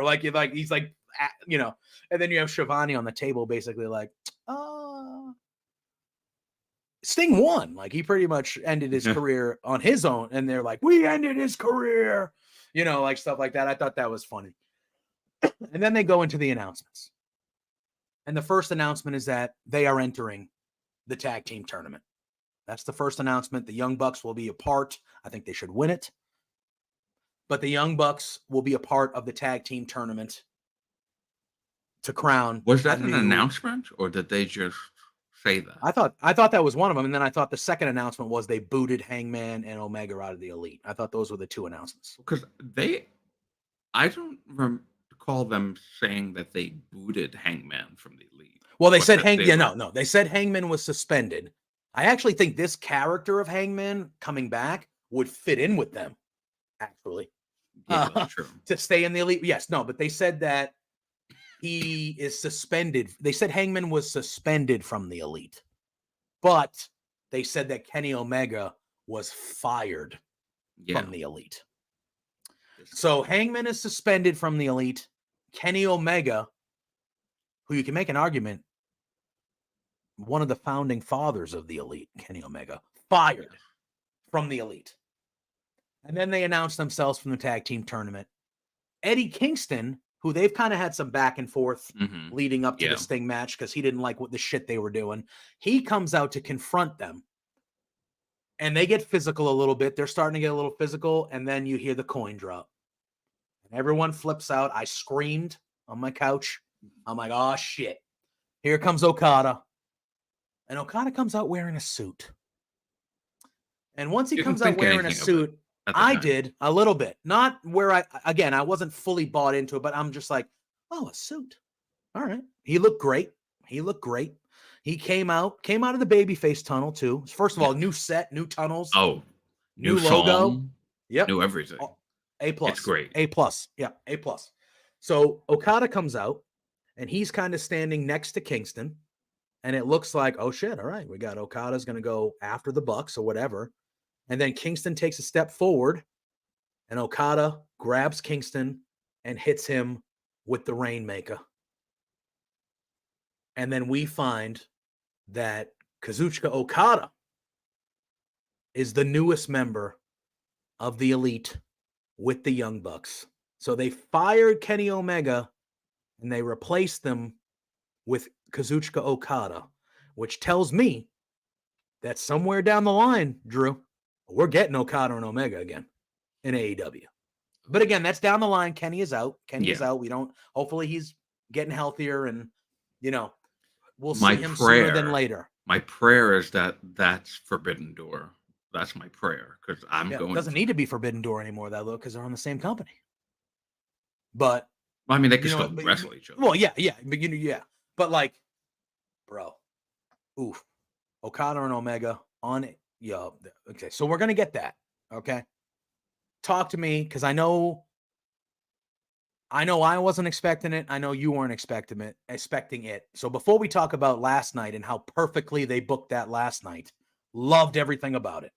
Talk to me about Okada debuting and Okada turning heel on his debut and joining the EVPs as the newest member of the Elite. How'd you feel about it?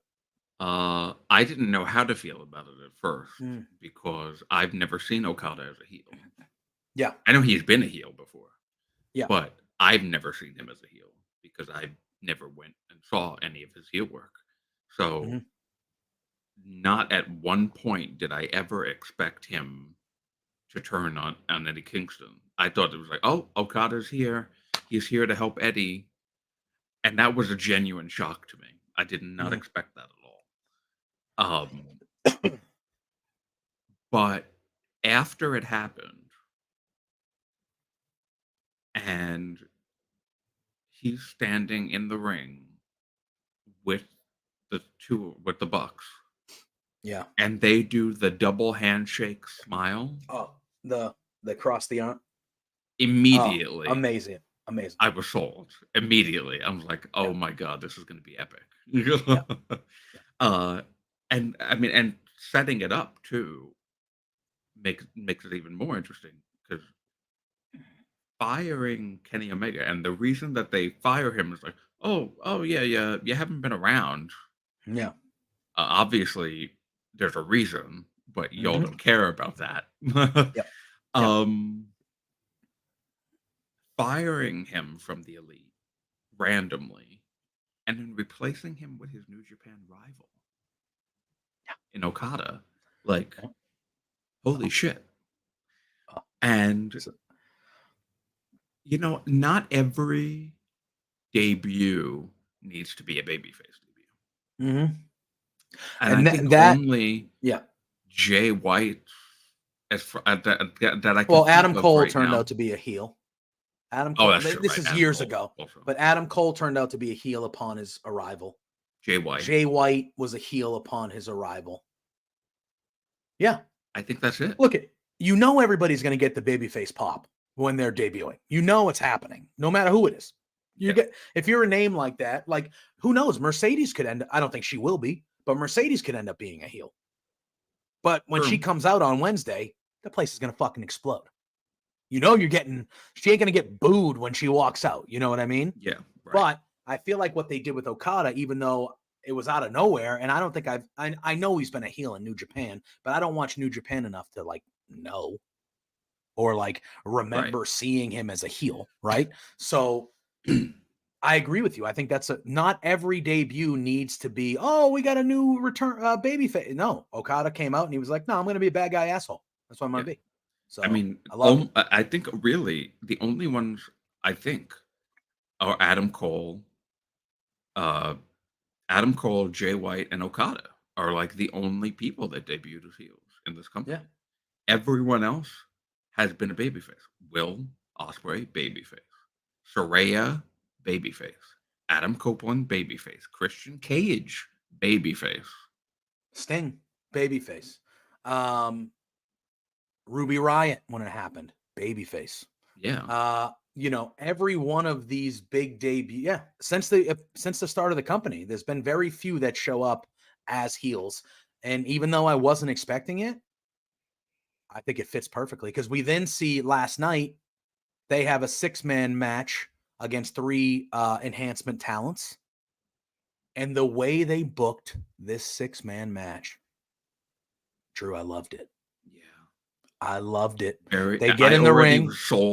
I was already sold at Dynamite, but I'm even more sold now. And now the Bucks have been using the Cody Vader for a while. Yes. But Okada used it last night, and Tony Khan tweeted and said the Okada Vader.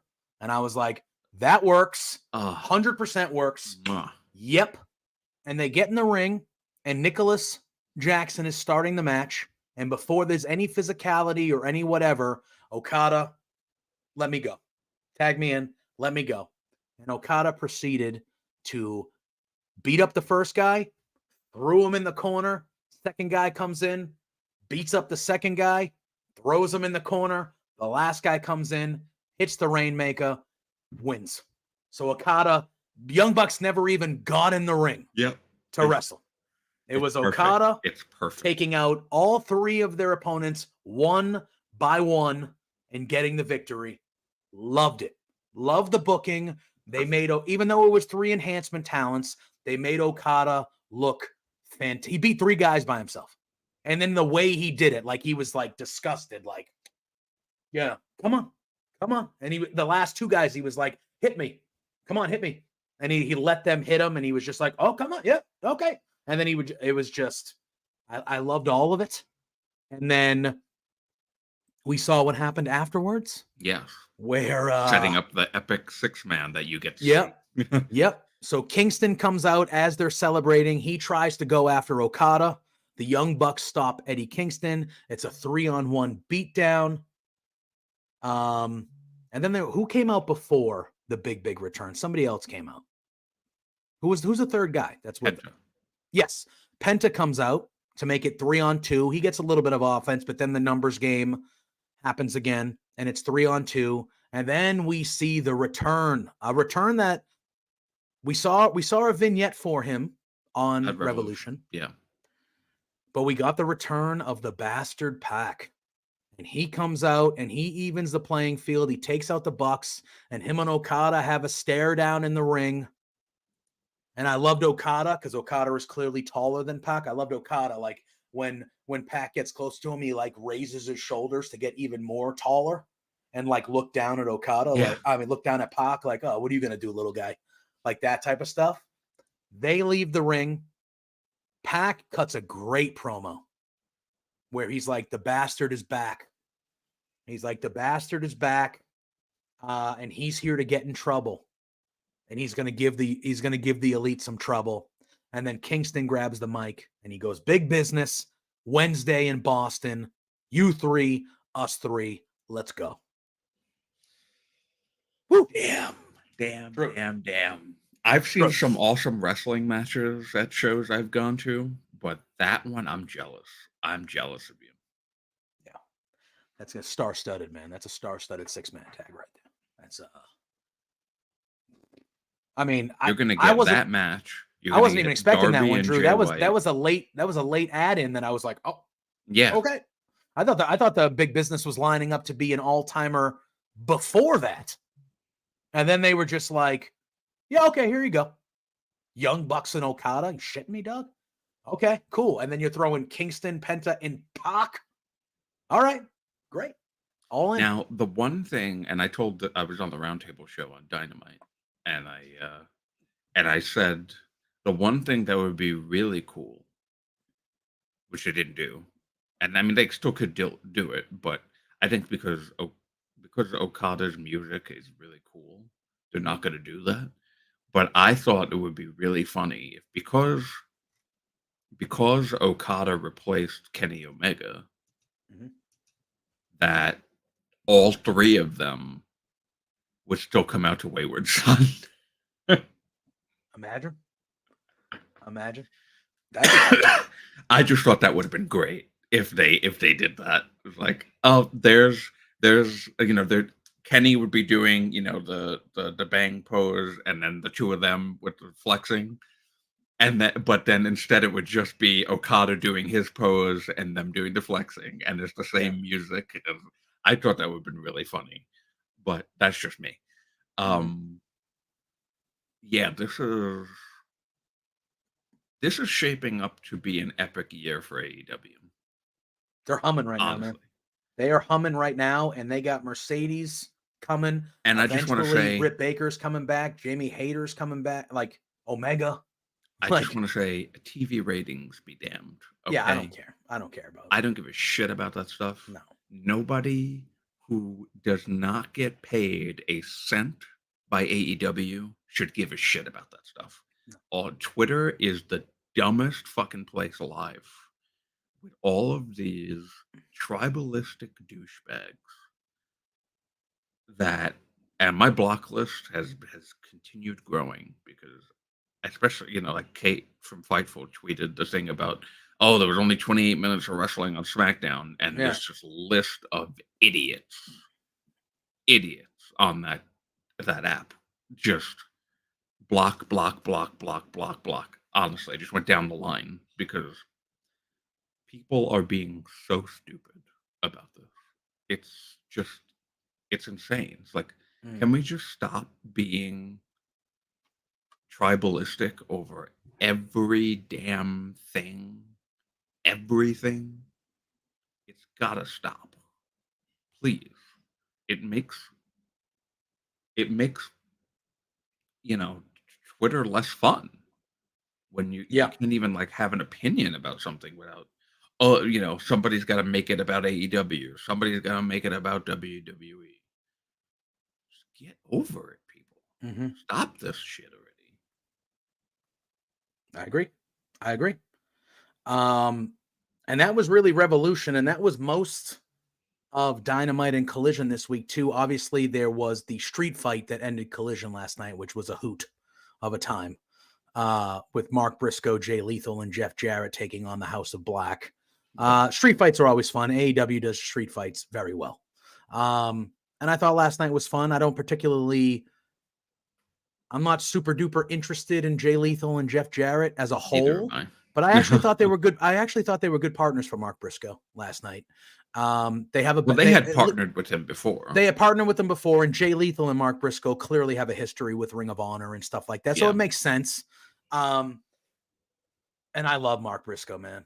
That guy is a guy that I thoroughly enjoy every time he's on my TV screen. So I wanted to call them out. I also thought it was cool on Collision last night when FTR was cutting the promo that they gave the infantry a nice little spot there. Yeah. That was cool to see. Sean Dean. Was a surprise. Yeah, because they're clearly going to be in the tag team tournament as well, which I like. They should have, you expect the heavy hitters to be in there. Young Bucks, BCC, FTR, all that stuff. But it's good that they're going to give some rub to some teams that we really don't see on the main shows that often.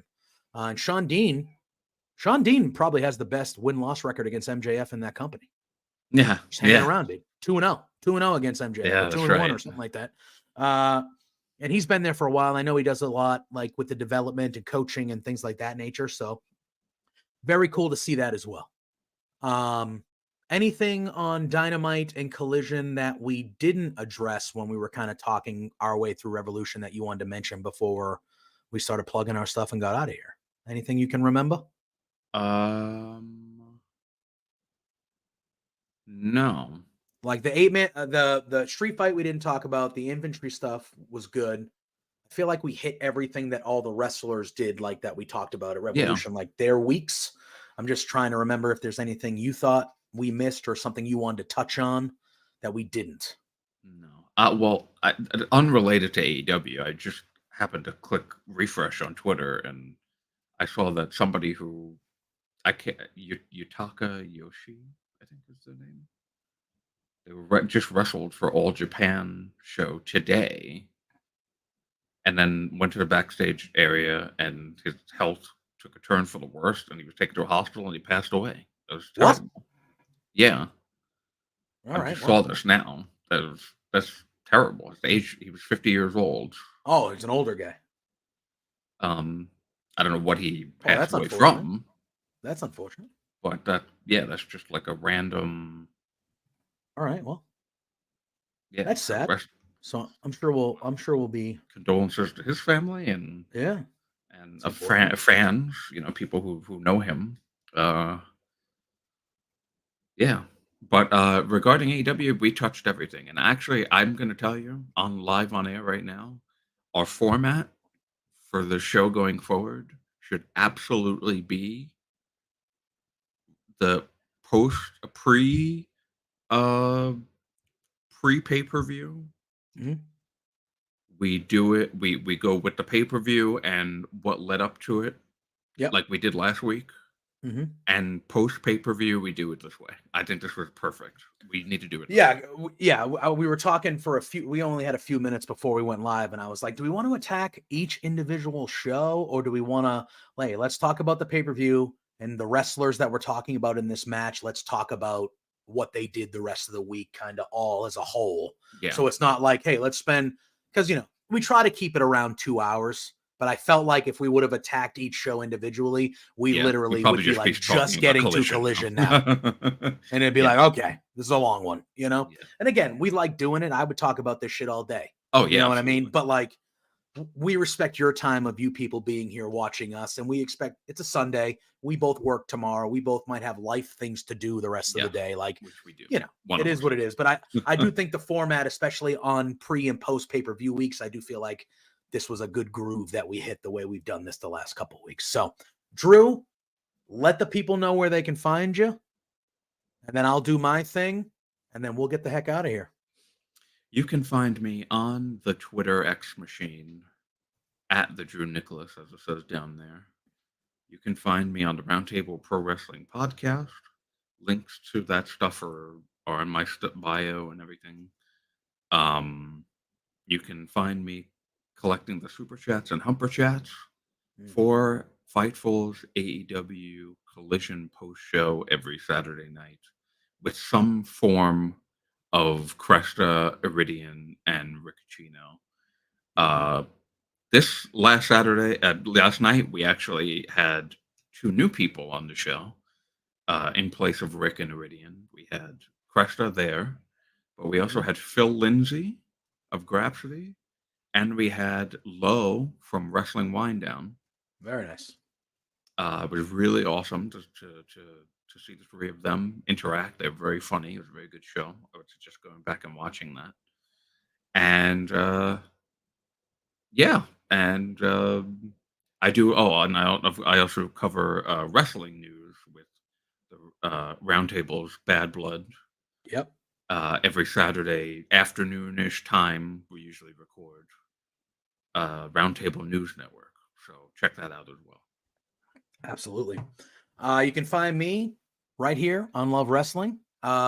Thursday nights, 8 p.m., the flagship Between Two Beards with our boy Pluggo. You can also follow us at Between Two Beards on the Twitter machine at B2Beards. You can also find me here every Sunday morning at 10 a.m. with this fine fella talking AEW.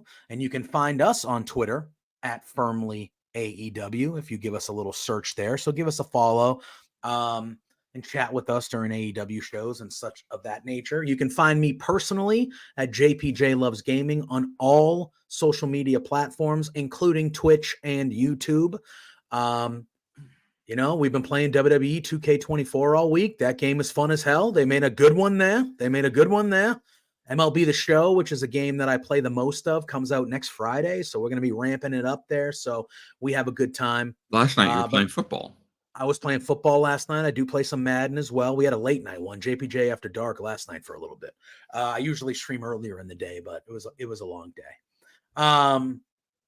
But yeah, That's where you can find me. That's where you can find us. That's where you can find our show. You can find Between Two Beards. But more importantly, you can find us at Love Wrestling CA on Twitter, YouTube, Twitch, all that stuff. When you're here, we appreciate all you guys being here, hanging out with us. Give us likes on the videos, and all that fun stuff.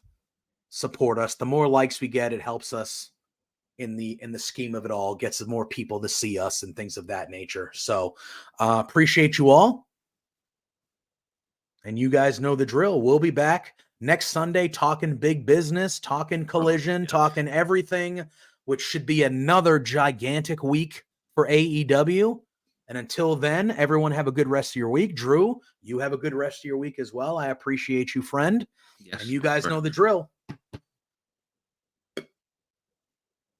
Peace out.